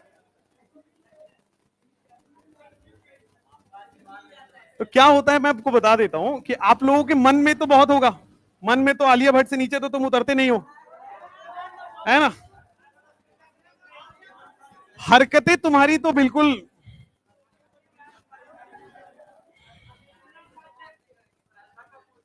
अच्छा श्रद्धा को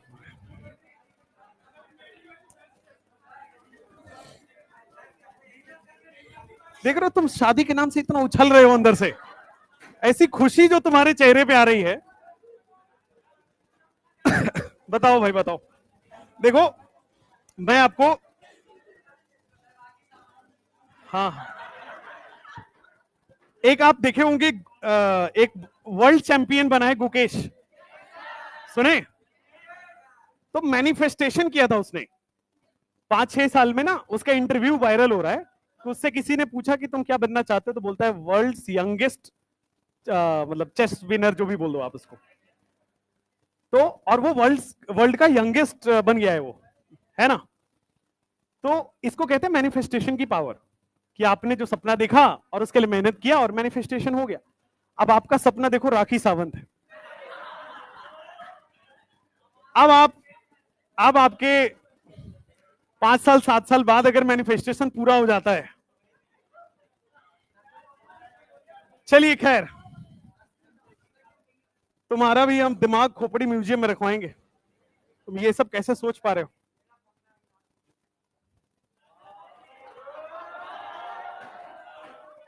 क्या सपना है ये? एक सेकेंड, एक सेकेंड,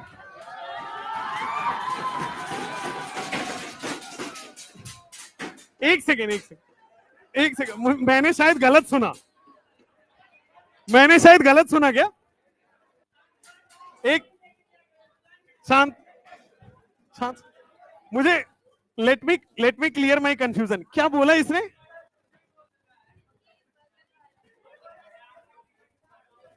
भाई देखो, मैं आपको अगर ऐसे शौक हैं तो मैं आपको बताऊंगा एक बार। क्या होता है ना, देखो मार्केट में हमेशा नई नई चीजें आती रहती हैं, तो हमेशा नई चीजों के लिए जाना चाहिए। लेट्स नॉट गो देयर, ठीक है ना? क्या शौक पाले हैं भाई, छी यार। चलो भाई इधर आओ, बोर्ड पे आओ, वापस वापस वापस, तुम बहुत दूर भटक गए हो भाई। मुझे तुमसे ये उम्मीद तो नहीं थी। हाँ वो सपना है भाई, ये भी तुम सपने में देख पा रहे हो। चलो हाँ भाई बोर्ड पे आओ, क्वेश्चन को करो। क्या इसमें रिंग एक्सपेंशन होगा? अब रिंग एक्सपेंशन होके 6 मेंबर का रिंग बन जाएगा और 5 से 6 मेंबर रिंग में कन्वर्ट हो गया। जो चार्ज है वो चार्ज जो है वो रीअरेंज होके हाईएस्ट डिग्री पे आ जाता है, चार्ज जो फाइनल रीअरेंज होके वहीं पे आ जाता है। अब इसके बाद फर्दर एक्सपेंशन संभव नहीं है। क्या होगा यहां पे, OH जाके अटैक कर देगा। तो फाइनली यहां पे OH जाके आपके पास अटैक हो चुका है। नेक्स्ट नेक्स्ट आइए, आपके पास है OMDM। मैंने आपको OMDM में सिखा रखा है कि OH कहां से आएगा, H कहां से आएगा। क्या वाटर से क्या आता है, OH। NaBH4 से क्या आता है, H। तो भाई यहां पे कोई भी रीअरेंजमेंट नहीं होता है। क्या मार्कोनिकॉफ रूल लगेगा? मार्कोनिकॉफ रूल से नेगेटिव पार्ट वहां लगता है जहां हाइड्रोजन कम है, और हाइड्रोजन कहां लग गया, यहां पे। क्या एंटी एडिशन दिख रहा है, OMDM में एंटी एडिशन हो गया है। नेक्स्ट, यहां पे जब आप जाओगे तो देखो दिस इज योर H जुड़ेगा या OH जुड़ेगा, यहां पे OH। और क्या सिन एडिशन होता है, एंटी एडिशन होता है, सिन एडिशन। तो दोनों तरफ यहां पे क्या H यहां से जनरेट होगा और क्या OH यहां से जनरेट होता है। एक मार्कोनिकॉफ है, एक एंटी मार्कोनिकॉफ है। मार्कोनिकॉफ में जो OH है 2 डिग्री पे जुड़ेगा और जो एंटी मार्कोनिकॉफ में उसमें 1 डिग्री पे जुड़ेगा। अब आपने इन तीनों प्रोडक्ट को गौर से देखना है और यहां से एक रिजल्ट निकलेगा कि अगर आपको एसिडिक हाइड्रेशन कराया है तो देखो कौन सा एल्कोहल बन रहा है, 3 डिग्री। अगर आपने ये बनाया है OMDM तो क्या 2 डिग्री बना है, और ये बनाया है तो क्या 1 डिग्री बना है। तो जब भी आपको बेटे हायर डिग्री अल्कोहल चाहिए तो क्या आप एसिडिक हाइड्रेशन कराओगे। अगर आपको लोअर डिग्री अल्कोहल चाहिए HBO कराओगे। अगर आपको इंटरमीडिएट डिग्री ऑफ अल्कोहल चाहिए OMDM कराओगे। 2013 एम्स का क्वेश्चन आया कि पीटर एक लड़के का नाम है, एक लड़के का नाम सोहम है। उन्होंने पूरी मस्त कहानी बनाई पूरी कि एक लड़का है पीटर, उसका दोस्त है सोहम, उसका दोस्त है रोहन। तो 3 दोस्त हो गए, रोहन, सोहन और पीटर। तीनों के पास हमने एक बीकर रखा है, उस बीकर में एल्कीन है, ठीक है। रोहन ने एक रिएक्शन किया, उससे उसको 3 डिग्री अल्कोहल मिला। सोहन ने एक रिएक्शन किया जिससे उसको 1 डिग्री अल्कोहल मिला, और जो अपना पीटर था उसके पास 2 डिग्री अल्कोहल मिला। उसमें ऐसा लिखा था कि नाइदर 1 डिग्री नॉट 2 डिग्री। जब 1 डिग्री नहीं मिला, 2 डिग्री नहीं मिला, तो क्या 1 डिग्री नहीं मिला, 3 डिग्री नहीं मिला, क्या मिलेगा, 2 डिग्री। तो रोहन के पास है 3 डिग्री, सोहन के पास है 1 डिग्री, और पीटर के पास है 2 डिग्री। पूछा गया था किसने कौन सा रिएक्शन एडॉप्ट किया है। पीटर के पास 2 डिग्री है तो OMDM लिया होगा, रोहन के पास 3 डिग्री है तो एसिडिक हाइड्रेशन लिया होगा, और जो तीसरा वाला था वो क्या लिया होगा, HBO लिया होगा। तो कंफ्यूज करने के लिए, घुमा फिरा के आपका टाइम वेस्ट कराने का, बेसिकली इस तरह के क्वेश्चन क्या होते हैं, आप पढ़ने में आपका टाइम वेस्ट चला जाए, ठीक है। तो वो इतना लंबा पैसेज लिखा था और पैसेज के बाद क्वेश्चन आया था। तो बड़े सिंपल से क्वेश्चन इस पे बनेंगे कि जब भी आपको हायर डिग्री अल्कोहल चाहिए prefer acidic hydration, lower degree alcohol चाहिए प्रेफर OMDM, HBO सॉरी। तो लिख लो यहां पे कार्बोकेटायन अल्कोहल बनेगा, जो अल्कोहल बनेगा वो बनेगा हायर डिग्री अल्कोहल। नहीं दिख रहा है, हायर डिग्री अल्कोहल। इसमें जो है, इसमें बन जाएगा लोअर डिग्री अल्कोहल। HBO में लोअर डिग्री अल्कोहल, और बीच वाले में क्या आपके पास इंटरमीडिएट डिग्री अल्कोहल।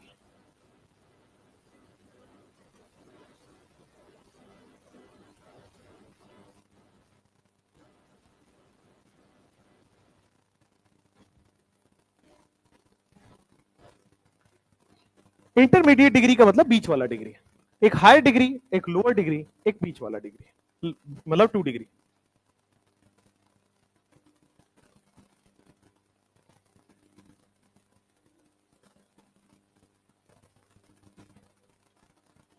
अब वो वाले क्वेश्चंस हमने कर लिया है ओएमडीएम के, कि मान लो D2 आ गया तो क्या होगा, ये सब आएगा, तो वो सारी वेराइटीज हमने कवर कर रखा ऑलरेडी।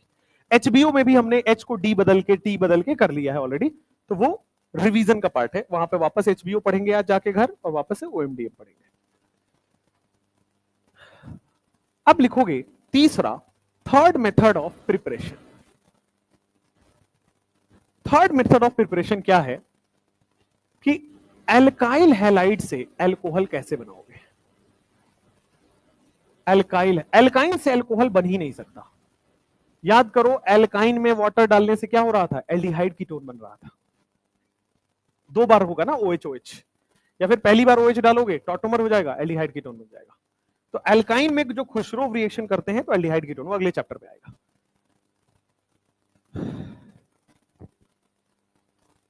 एल्काइल हैलाइड से एल्कोहल, और ये पूरा चैप्टर पिछला वाला यही तो पढ़े हो आप भाई। एल्काइल हैलाइड से अल्कोहल ही तो बना रहे थे। जो SN1 SN2 रिएक्शन था वो क्या था, एल्काइल हैलाइड से अल्कोहल ही तो था। तो ये जितने भी आप SN1 एंड SN2 रिएक्शन पढ़े हो, they all are SN1 and SN2, they all are alkyl halide से अल्कोहल बनाने का प्रोसेस। ये चूंकि जस्ट अभी पढ़ा है तो ये खुद पढ़ेंगे आप, रिवीजन करेंगे, ठीक है। Polar protic, polar aprotic, water दे दिया तो SN1, जब भी पोलर प्रोटिक आ गया SN1, हायर सॉल्वेंट यानी कि स्ट्रॉन्ग न्यूक्लियोफाइल आ गया SN2। हाँ हाँ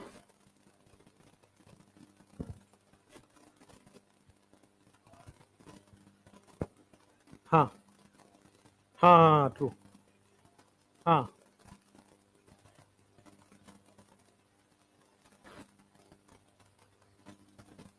तो वो हमेशा बनेगा एल्कीन से, एल्काइन से। तो एल्काइन में जब जब H बॉन्ड हो, या एल्काइन अगर एरोमेटिक हो जाए, ठीक है, तो ये जो कुछ कंडीशन है वो तो आएगा तो एल्काइन में ही ना। तो जब हम खुशरोव रिएक्शन पढ़ेंगे वहां पे पढ़ेंगे दोबारा, मतलब अगले चैप्टर में। जब आपका कीटोन बन जाए, जब टॉटोमर हो जाए तो क्या बन गया, एल्डिहाइड कीटोन। जब टॉटोमर नहीं बने क्या बन गया, एल्कोहल। उन केसेस में बनेगा, वो ऑलरेडी हम पढ़ चुके हैं, ठीक है ना।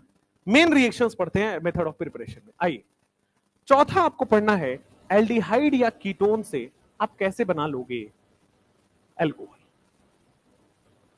बहुत सिंपल है, एल्डिहाइड कीटोन से एल्कोहल, और फिर कार्बोक्सिलिक एसिड एंड डेरिवेटिव से एल्कोहल।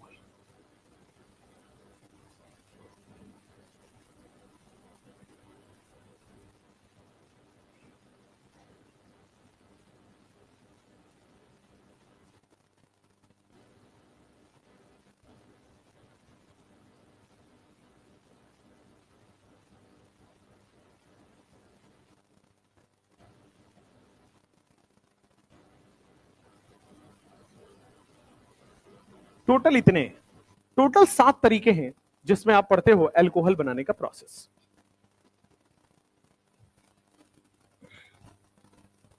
और 2 प्रोसेस है जो अल्कोहल फिनॉल ईथर खत्म होने के बाद आता है, कि वाइन प्रिपरेशन, वाइन इंडस्ट्री में कैसे बनता है वो पढ़ना है। इथेनॉल कैसे बनता है, जो कंज्यूमेबल अल्कोहल है, ग्रेन अल्कोहल कैसे बनते हैं, उसमें बियर का प्रिपरेशन है, वाइन का प्रिपरेशन है, विस्की प्रिपरेशन है, ये सब प्रिपरेशन पढ़ना है, ठीक है। वो सबसे लास्ट में आता है। जो मेन मेथड ऑफ प्रिपरेशन है वो ये है। तो आपको सब तैयार करके भेजेंगे, टेंशन मतलब, है ना, सब सिखाओ का भेजेंगे कौन कैसे बनता है। जब भी घर पे ज्यादा समय मिले, घर पे ही एक सेटअप लगा लो, ठीक है।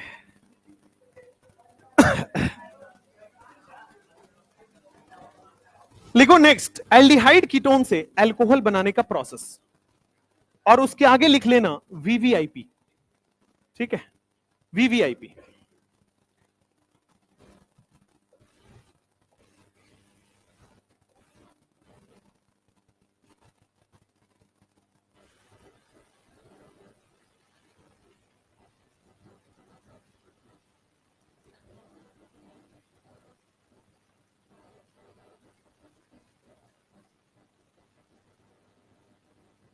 लिखो हेडिंग, एल्डिहाइड कीटोन से अल्कोहल, ये है आपका चौथा रिएक्शन। सबसे पहले मैंने लिया एल्डिहाइड कीटोन से अल्कोहल। तो जो मैंने एल्डिहाइड कीटोन से अल्कोहल लिया है, सबसे पहला प्रोसेस जो हम लोग यहां पढ़ेंगे वो पढ़ेंगे कैटालिटिक हाइड्रोजीनेशन। अगर आपको याद हो, ये हमने पहला रिएक्शन पढ़ा था पूरे ऑर्गेनिक में, कैटालिटिक हाइड्रोजनेशन। और मैंने वहां पे बताया था कि कोई भी डबल बॉन्ड दुनिया का हो, चाहे सी डबल बॉन्ड सी हो, चाहे सी डबल बॉन्ड ए ओ हो, चाहे एन डबल बॉन्ड ओ हो, चाहे सी डबल बॉन्ड ओ हो, दुनिया का कैसा भी डबल बॉन्ड है, सब में हाइड्रोजन जोड़ देता है कैटालिटिक हाइड्रोजनेशन। बताया भी था, क्वेश्चन भी कराए थे, ठीक है। तो वो इसी दिन के लिए पढ़ाए थे कि कैसा भी डबल बॉन्ड आपको दिख जाए, ऑल डबल बॉन्ड में दोनों में हाइड्रोजन जुड़ जाता है और क्या बन जाएगा, सिंगल बॉन्ड। डबल बॉन्ड में हाइड्रोजन जोड़ के क्या बनता है, सिंगल बॉन्ड। और दूसरा, आपके पास क्या डबल बॉन्ड ओ से सिंगल बॉन्ड ओ बन रहा है तो क्या रिड्यूस हो रहा है, डबल बॉन्ड ओ से सिंगल बॉन्ड ओ हो रहा है, रिड्यूस हो रहा है, रिड्यूसिंग एजेंट की मदद से भी हम करेंगे। सबसे पहले फटाफट कैटालिटिक हाइड्रोजनेशन देखते हैं। एक एग्जांपल के तौर पे मैंने एल्डिहाइड लिया और यहां पे मैंने ले लिया है कीटोन। एल्डिहाइड में मैंने डाला H2, निकल डाल दो या प्लैटिनम डाल दो या पैलेडियम डाल दो। H2 नहीं पढ़ोगे तो पिटोगे, ऐसा बताया था मैंने आपको। यह है कैटालिटिक हाइड्रोजनेशन। कैसा भी डबल बॉन्ड हो, यहां पे कौन सा डबल बॉन्ड दिख रहा है, कार्बन डबल बॉन्ड हो, और कार्बन डबल बॉन्ड ओ में आपको क्या करना है, यहां पे एक H, यहां पे एक H जोड़ो जरा, तो CH3, क्या पहले से एक H है, दो OH आ गया, और फिर ऑक्सीजन में क्या लग गया, OH। एक बार कार्बन पे H, एक बार ऑक्सीजन पे H, खत्म कहानी, आंसर आ गया। एल्डिहाइड को रिड्यूस करके क्या बना लिया आपने, 1 डिग्री अल्कोहल। अब देखो कीटोन में भी क्या सेम होगा, एक बार नीचे H, एक बार ऊपर H, 1 डिग्री में कन्वर्ट हो गया। सॉरी, ये बन गया आपके पास 1 डिग्री अल्कोहल, और कीटोन से क्या बन गया, 2 डिग्री अल्कोहल। एल्डिहाइड को रिड्यूस करके आपने क्या बनाया, 1 डिग्री अल्कोहल, कीटोन को रिड्यूस करके आपने क्या बनाया, 2 डिग्री अल्कोहल। 3 डिग्री अल्कोहल कभी भी रिडक्शन से नहीं बन सकता। 3 degree alcohol can not be prepared from reduction. 3 degree alcohol बनाने का वही तरीका है, एल्केन से बना लो 3 डिग्री अल्कोहल, सबसे पहला जो पढ़ा है, या फिर एसिडिक हाइड्रेशन ले जाओ, इन्हीं से 3 डिग्री बनेगा, बाकी से 3 डिग्री नहीं संभव है।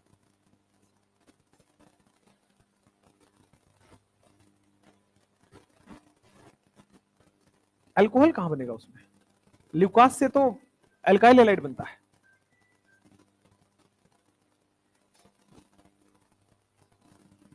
अभी इस चैप्टर में आएगा ल्यूकास, ल्यूकास वैसे पढ़ा रखा आपको, इसमें भी आएगा दोबारा, टेस्ट ऑफ अल्कोहल है, उसमें ल्यूकास काम में आता है। ल्यूकास है, उसके बाद कॉपर 300 है, Cu 300, फिर आपके सामने आरबीसी टेस्ट है, red colour, blue colour, colourless RBC test है, ये सब है आपके पास। फिर H+K-4, H+K2, Cr2, ये सब टेस्ट है। अल्कोहल को कैसे आप पता करोगे, टेस्ट कैसे करोगे, पढ़ना इंपॉर्टेंट है, बार बार आता है। अगर मान लो मैं इन्हीं दोनों रिएजेंट्स में H2 के बजाय D2 ऐड कर दूं, अगर इन्हीं दोनों रिएजेंट्स में मैं H2 के बजाय D2 निकल, प्लैटिनम और पैलेडियम लगा दूं,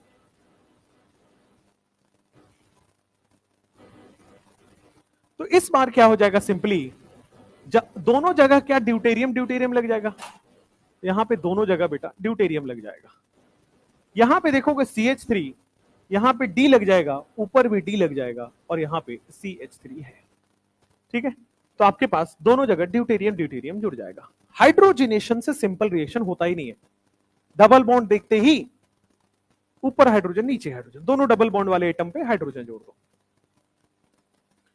तो क्या ये रिडक्शन हो गया, क्या आपके पास कैटालिटिक हाइड्रोजनेशन से अल्कोहल बन चुका है, और ये हम ऑलरेडी पढ़ चुके थे, बट ठीक है दोबारा पढ़े। दूसरा, रिड्यूसिंग एजेंट के बारे में चर्चा करेंगे। मैंने आपको एक चीज याद करा रखा है कि अगर ग्रिग्नार्ड दिख जाए तो आपको क्या समझना है, R-। ग्रिग्नार्ड मतलब R-, MgCl को हटा देना है और बाकी पे माइनस लगा देना है, R-। अब देखो जरा ध्यान से, जब भी दुनिया में आपको रिड्यूसिंग एजेंट दिख जाए, reducing agent aldehyde ketone carboxylic में ज्यादा आता है, यहां पे रिड्यूसिंग एजेंट इंट्रो हो जाएगा, but main reducing agent aldehyde ketone carboxylic में। तो रिड्यूसिंग एजेंट कभी भी आपको दिख जाए, आपको H माइनस दिखना चाहिए। अगर ग्रिग्नार्ड दिख रहा है तो क्या दिखना चाहिए? R minus. अगर रिड्यूसिंग एजेंट दिख जाए तो क्या दिखना चाहिए? H minus. बड़ी सिंपल। अब रिड्यूसिंग एजेंट क्यों H माइनस दिखना चाहिए, लॉजिक से समझो। रिड्यूसिंग एजेंट अभी बेटा आपको 3 पढ़ना है, और ये बहुत फेमस रिड्यूसिंग एजेंट है।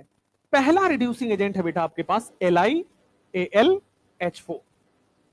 ये वेरी स्ट्रॉन्ग रिड्यूसिंग एजेंट होता है।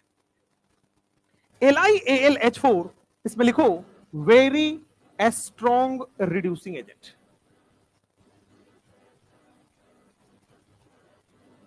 LiAlH4 मेरे भाई बहुत स्ट्रॉन्ग रिड्यूसिंग एजेंट होता है, ठीक है। अच्छा, दूसरा रिड्यूसिंग एजेंट आपको पढ़ना है, दैट इज NaBH4। NaBH4 जो होता है, ये होता है माइल्ड रिड्यूसिंग एजेंट, मतलब थोड़ा सा कमजोर। वो स्ट्रॉन्ग है और ये कमजोर है, माइल्ड रिड्यूसिंग एजेंट। और कोई भी मेटल हाइड्राइड अगर दिख जाए दुनिया में, कोई भी metal hydride, sodium hydride, potassium hydride, calcium hydride, कोई भी metal hydride, they all are good reducing agent.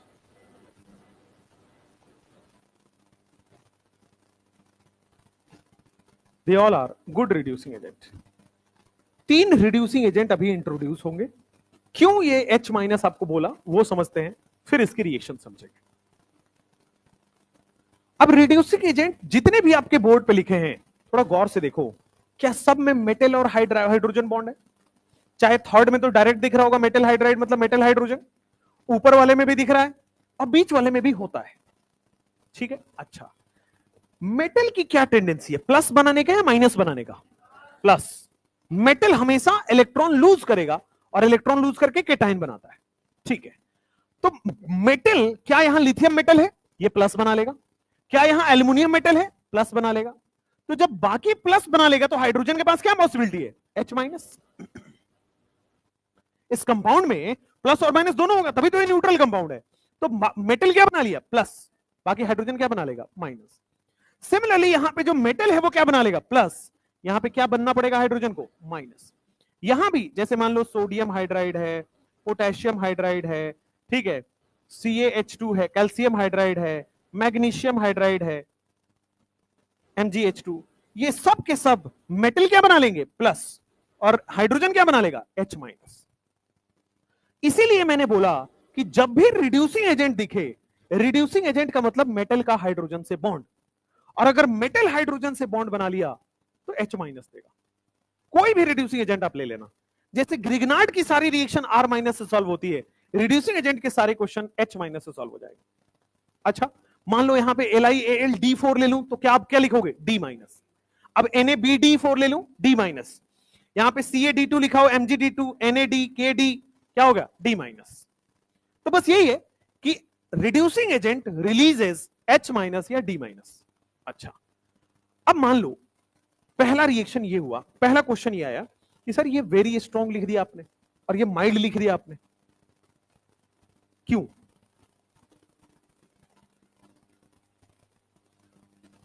ठीक है, एक लॉजिक है, बट एनसीईआरटी में थोड़ा अलग है, और बताइए। आपने लिख दिया कि LiAlH4 स्ट्रॉन्ग है और सोडियम वाला वीक है, काहे? What is the difference?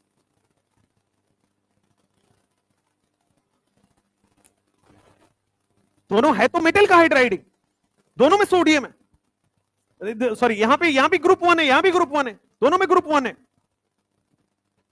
But क्यों ऐसा? ये आपके 2016 या 17 में एसर्शन रीजन पूछा गया है, एग्जैक्टली ईयर नहीं याद है, एसर्शन रीजन पूछा गया है कि LiAlH4 को तो आप क्या बोल रहे हो? स्ट्रॉन्ग। NaBH4 में भी तो मेटल हाइड्राइड है भाई, ये भी तो स्ट्रॉन्ग होना चाहिए था, इसको वीक क्यों लिखा या माइल्ड क्यों लिखा?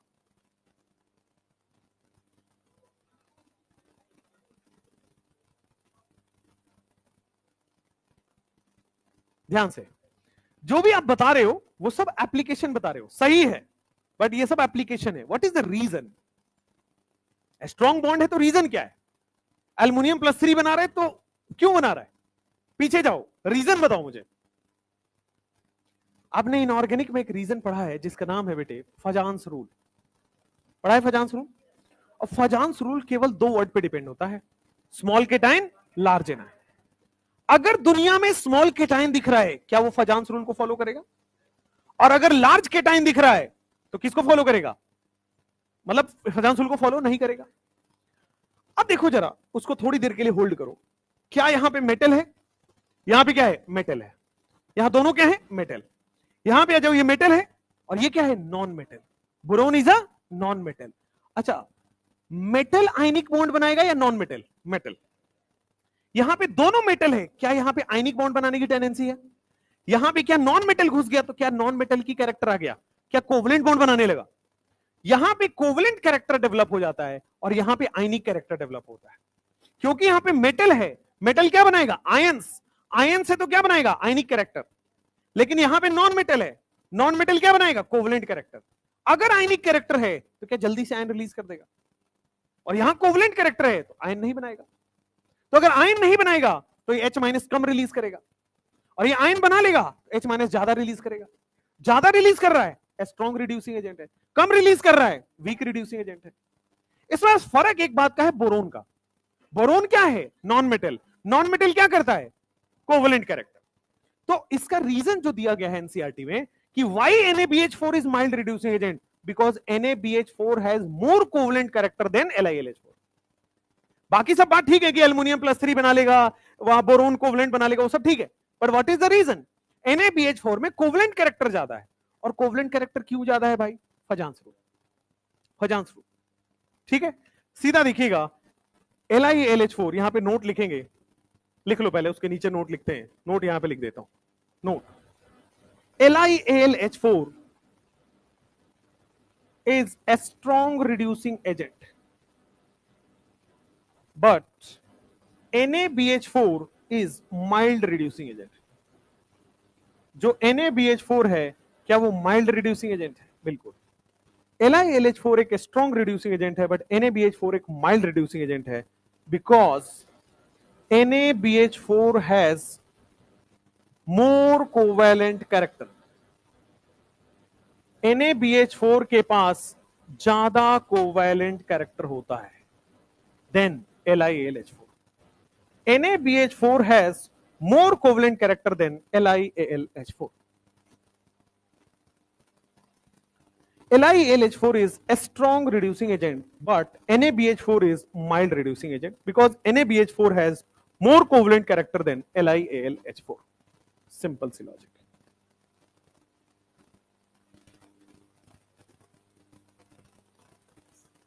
अभी तक आपको बस रिड्यूसिंग एजेंट समझ आया कि होगा क्या, ठीक है। अब इस रिड्यूसिंग एजेंट का पहले नाम देखो। इस रिड्यूसिंग एजेंट का नाम, क्या इसका नाम भाई लिथियम, फिर क्या है? Aluminium, lithium aluminium hydride. इसको शॉर्ट फॉर्म में बेटा LaH भी किताबों में लिखा मिलेगा, मॉड्यूल में लिखा मिलेगा, LaH, लिथियम एल्युमिनियम हाइड्राइड। इसका नाम क्या है बेटा आपके पास? Sodium borohydride. बोरोन नहीं होता, बोरो हाइड्राइड। इसको भी शॉर्ट फॉर्म में SBH, LaH SBH, sodium borohydride, lithium aluminium hydride, LaH SBH।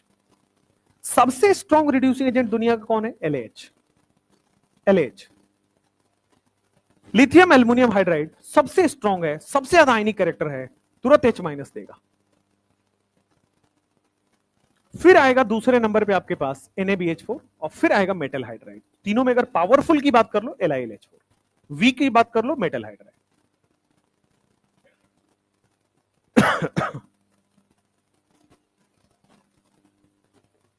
अब आ जाओ इसकी रिएक्शन कैसे होती है। हो गया ये वाला? हाँ,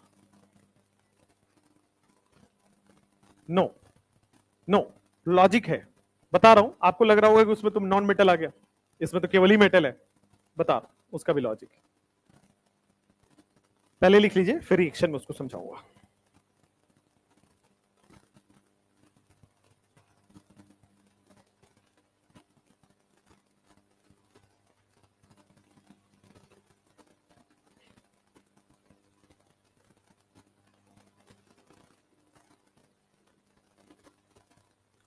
आप लोगों को मैं मान लीजिए आपको पीरियोडिक टेबल रिवाइज करना है पहले से, तो मैं आपको नीटेक्स चैनल पे अभी पढ़ा रहा हूं, ठीक है। भाई आपको पता भी नहीं है, एक चैनल है जिसका नाम है बेटा नीट और आपका फेवरेट एक्स, तो नीट एक्स, ठीक है। बस इसको लिखोगे तो प्रकट हो जाएंगे हम, ठीक है। तो नीटेक्स पे क्या है ना, पूरा पीरियोडिक टेबल, लेकिन उसमें एक चीज गैप है, ऑनेस्टली आपको बता देता हूं कि वो बहुत ज्यादा बेसिक से है, right. It is from very basic, आपके लिए वो फायदे की सौदा भी हो सकता है, ठीक है। अगर आपको वन शॉट से पढ़ना है तो वो आएगा समय, बट अगर आपको बेसिक से डिटेल में पढ़ना है, हर एक कॉन्सेप्ट हर एक चीज क्लियर होना चाहिए, तो फिर नीटेक्स पे आपका पीरियोडिक टेबल का लेक्चर आप देख लेना। आपको मतलब आप 2 लेक्चर देखो, मैं आपको ज्यादा नहीं कह रहा हूं, 2 लेक्चर देखो, आपको पीरियोडिक टेबल में इंटरेस्ट जगना स्टार्ट हो जाएगा। वहां पे आपको इलेक्ट्रॉनिक कॉन्फ़िगरेशन लिखना सिखा रहे हैं, वहां पे आपको एवरीथिंग, हर छोटी बड़ी चीज जो इनऑर्गेनिक में होती है सब सिखा रहे हैं वहां पे, ठीक है। 7 लेक्चर्स के अंदर पीरियोडिक टेबल खत्म होगा। आपके यहां भी शायद 7 लेक्चर ही लगा होगा।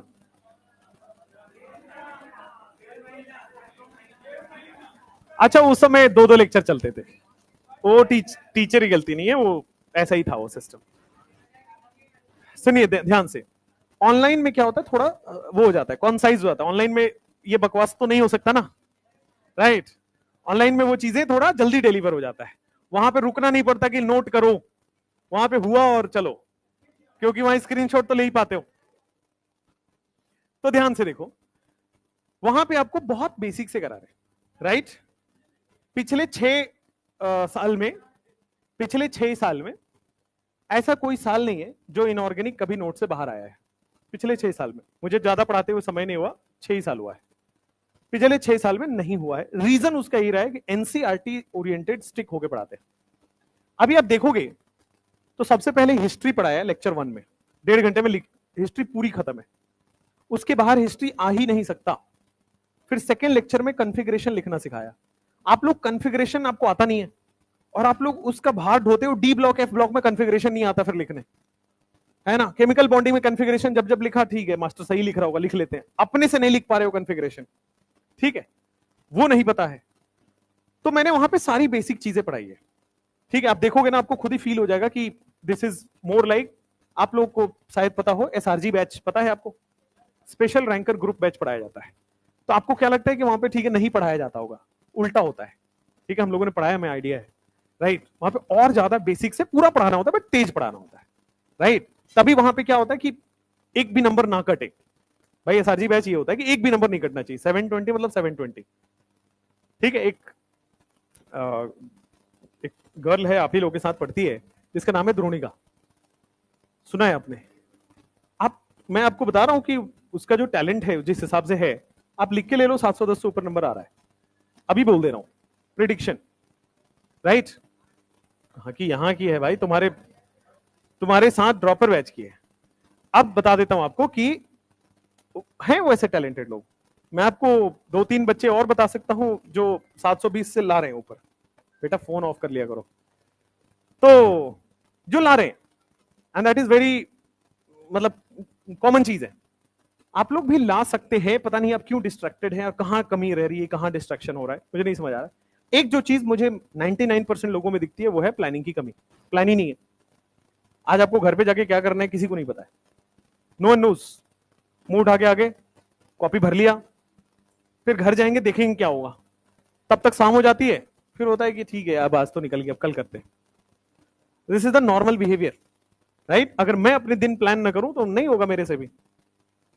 बट मैं आपको बता दूं, चाहे आप अमिताभ बच्चन को ले लो, विराट कोहली को ले लो, भाई इन लोगों के ना 1-1 साल प्लान होते हैं कि अगला 1 साल में क्या करना है, अगले कौन सी मूवीज करनी है, कौन सा क्रिकेट मैच खेलना है, कहां जाना है, किससे बात करना है, सब प्लान है।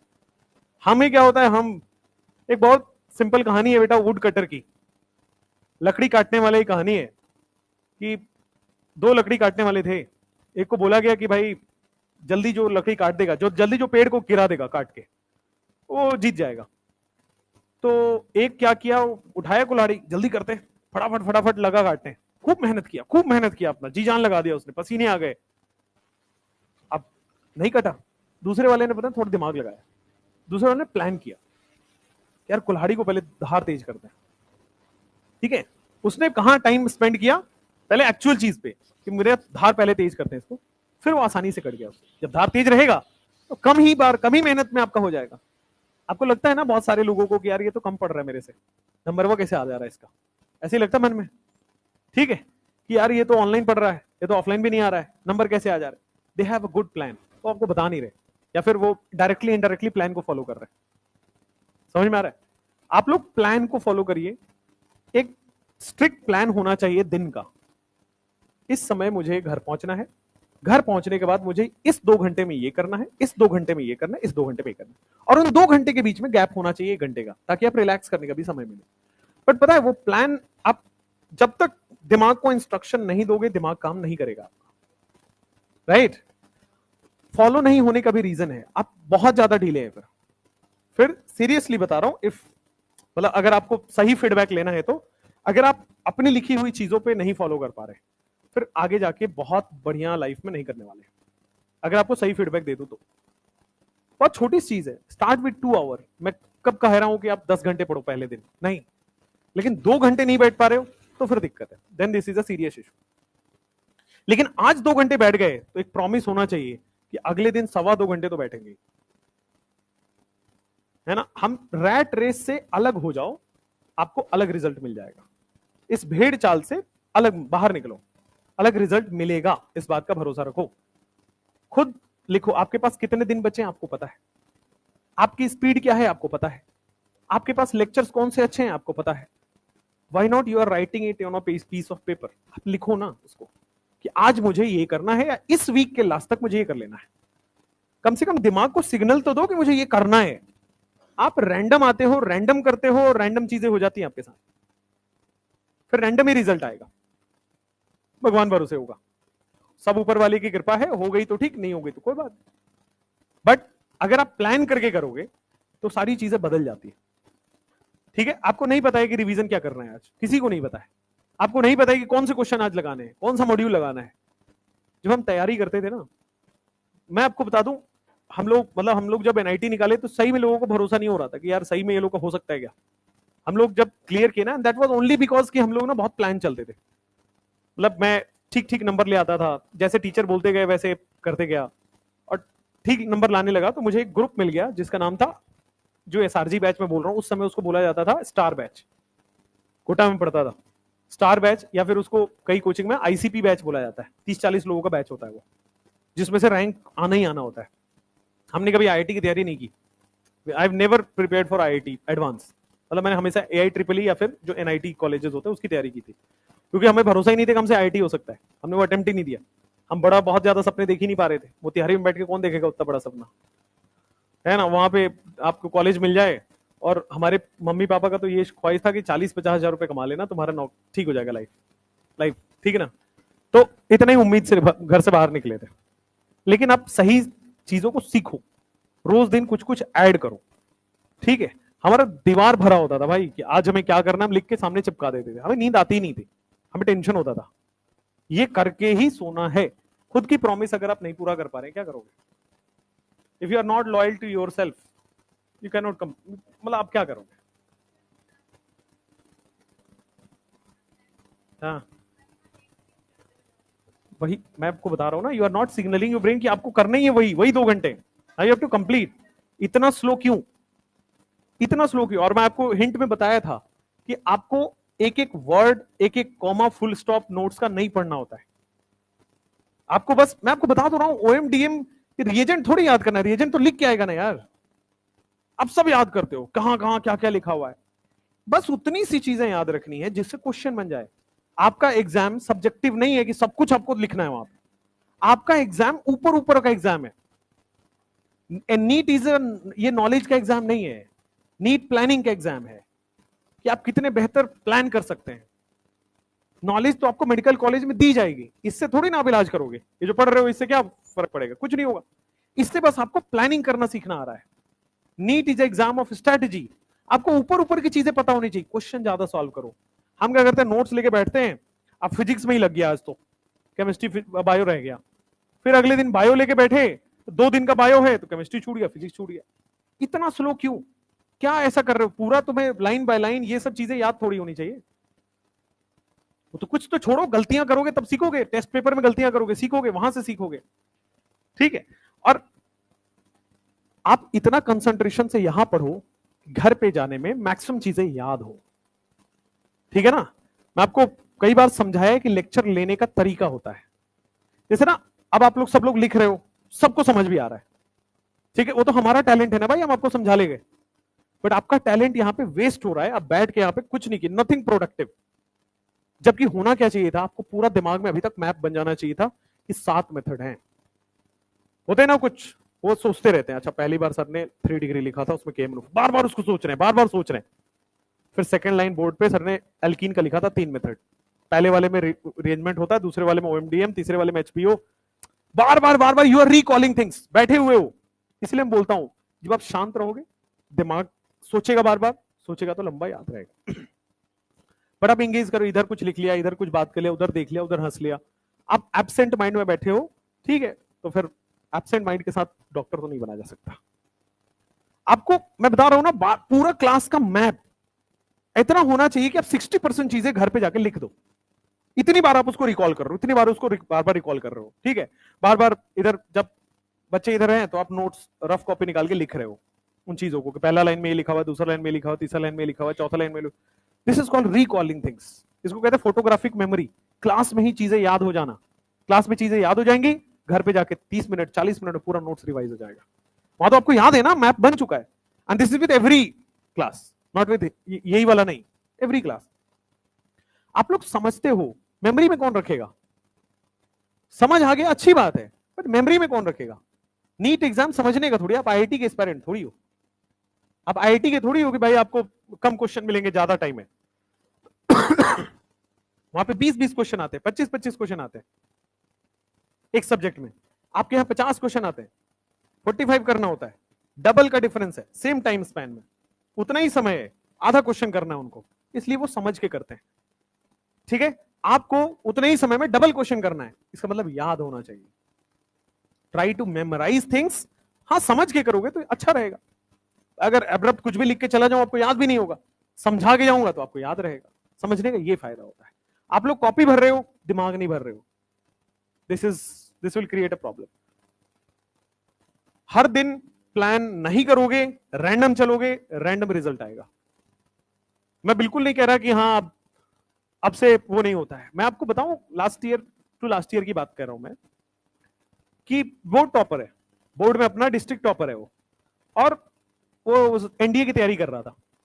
उसका मेडिकल में वो निकल गया कि ना, उसका एक पैर और दोनों पैर में हाइट सेंटीमीटर्स में डिफरेंस है। ठीक है, ऑलमोस्ट हमारे में भी मेजर होगा तो निकलेगा, बहुत नॉर्मल सी चीज है वो। ठीक है, कुछ सेंटीमीटर्स का डिफरेंस होता है। अब उसको एनडीए में नहीं लिए। अब वो अक्टूबर में उसको पता चल रहा है कि मेरा एनडीए में नहीं होगा। फिर क्या हुआ? तो डॉक्टर बन जाते हैं। आईआईटी उसको करना नहीं था, तो डॉक्टर बन जाते हैं। फिर वो अक्टूबर में स्टार्ट करता है, एक डिस्ट्रिक्ट टॉपर, मतलब नॉलेज अच्छा है, एनसीईआरटी का नॉलेज अच्छा है, बोर्ड का टॉप किया है तो नॉलेज तो एनसीईआरटी का अच्छा है। अक्टूबर से नवंबर से स्टार्ट करके अगर वो नीट में अच्छा रैंक ला सकता है, आज वो एमसी में है, एक साल में, मतलब 4-5-6 महीने का गेम है बस। अगर आपको एनसीईआरटी पता है, केवल प्रैक्टिस और सही रिवीजन से सिलेक्शन ले लिया उसने, क्योंकि उसको पता चल गया कि एक्चुअल में डिमांड क्या है एग्जाम का। डिमांड नॉलेज नहीं है, डिमांड मेमोरी है। आपको नॉलेज थोड़ी, भाई क्या है, बीमारी तो बीमारी है, हेडेक हो रहा है, हेडेक हो रहा है। आपको दवाई, मैं आपको बताया ना पहली बार दूसरी बार में, कि भाई आपको 5-5 हजार 10-10 हजार मेडिकल दवाएं के नाम याद कराए जाएंगे वहां पे। मोर देन 10,000 दवाएं आपको सिर्फ टिप्स पे कराए जाएंगे। तो मेमोरी का गेम है ना, इट एग्जाम ऑफ मेमोरी। आपको याद होना चाहिए। वहां पे पूरी ह्यूमन का ना, नर्व का भी नाम याद कराते हैं वो लोग। ठीक है, तो ये एग्जाम मेमोरी का है, उसका स्टेज 1 है ये। स्टेज 2 में जाओगे तो पता चलेगा रियलिटी कुछ और है। It is all based on memory. दवाएं याद होनी चाहिए, बीमारी का नाम याद होना चाहिए, सिम्टम का नाम याद होना चाहिए, और वो करना ही पड़ेगा याद। और आप लोग समझ रहे हो, कॉपी भर रहे हो, लिख रहे हो, कभी मन किया तो डीपीपी लगा लिया, नहीं मन किया तो कोई बात नहीं। इस तरह से नहीं होता है। Victory is all about discipline. किसने कितना किया कभी नहीं देखा जाता है, इससे सिलेक्शन होता ही नहीं है, इससे रिजल्ट आता ही नहीं है। किसने रोजाना किया है, इससे रिजल्ट आता है। मैंने बोला it's all not about knowledge, it's about discipline. किसने कितना ज्यादा डिसिप्लिन होकर पढ़ाई किया। जरूरत ही नहीं है तुम 10 घंटे पढ़ लो, रोज 5 घंटे तो पढ़ो, रोज 5 घंटे। जरूरत नहीं है 10 घंटे पढ़ने की, एवरीडे 5 आवर। आपको लिख के दिया जाता है कि 6 घंटे, 8 घंटे, 9 घंटे करो, बट प्रैक्टिकली 4-5 आवर्स से ज्यादा पॉसिबल नहीं है। प्रैक्टिकली सेल्फ स्टडी 4-5 आवर्स कर लो, इनफ होता है। आप केमिस्ट्री में ये टॉपिक हुआ, अब 1 घंटे से ज्यादा इसका मटेरियल है ही नहीं, क्या कर लोगे इसमें ज्यादा पढ़े। 1 घंटे से ज्यादा बायो में है ही नहीं, 1 घंटे से ज्यादा केमिस्ट्री में है ही नहीं, बाकी रिवीजन करो, बाकी पढ़ो। पता नहीं ऐसा क्या करते हो आप लोग कि नोट्स रिवाइज में ही शाम हो जा रहा है, फिर अगले दिन हो जा रहा है, फिर आ जा रहे हैं। आप ही में से एक लोग है ना जो कर रहा है ये सब चीज, वो तीनों सब्जेक्ट कर रहा है। वो देखो मैं आपको बता रहा हूं, if you are not crossing the 600 line in यहां के टेस्ट में, it's a not a good sign, बहुत अच्छा सिंबल नहीं है। और मैं आप लोगों को बहुत ईमानदारी से बता देता हूं कि अगले साल ड्रॉप लेने में की हिम्मत भी नहीं होगी आप में। तो ये सब थोड़ा सा ऑनेस्ट हो जाओ खुद से, प्लानिंग करो कि रोज मुझे क्लास करने के बाद इतने डीपीपीस करने हैं। कौन से डीपीपी हैं आपके मोबाइल में सेव होने चाहिए पहले से, कि घर जाके टाइम वेस्ट नहीं कर रहे, खोज नहीं रहे। बी प्रिपेयर्ड, बी प्रोएक्टिव, खुद से ऑनेस्ट रहो और रोजाना रोजाना लेवल पे वो करो।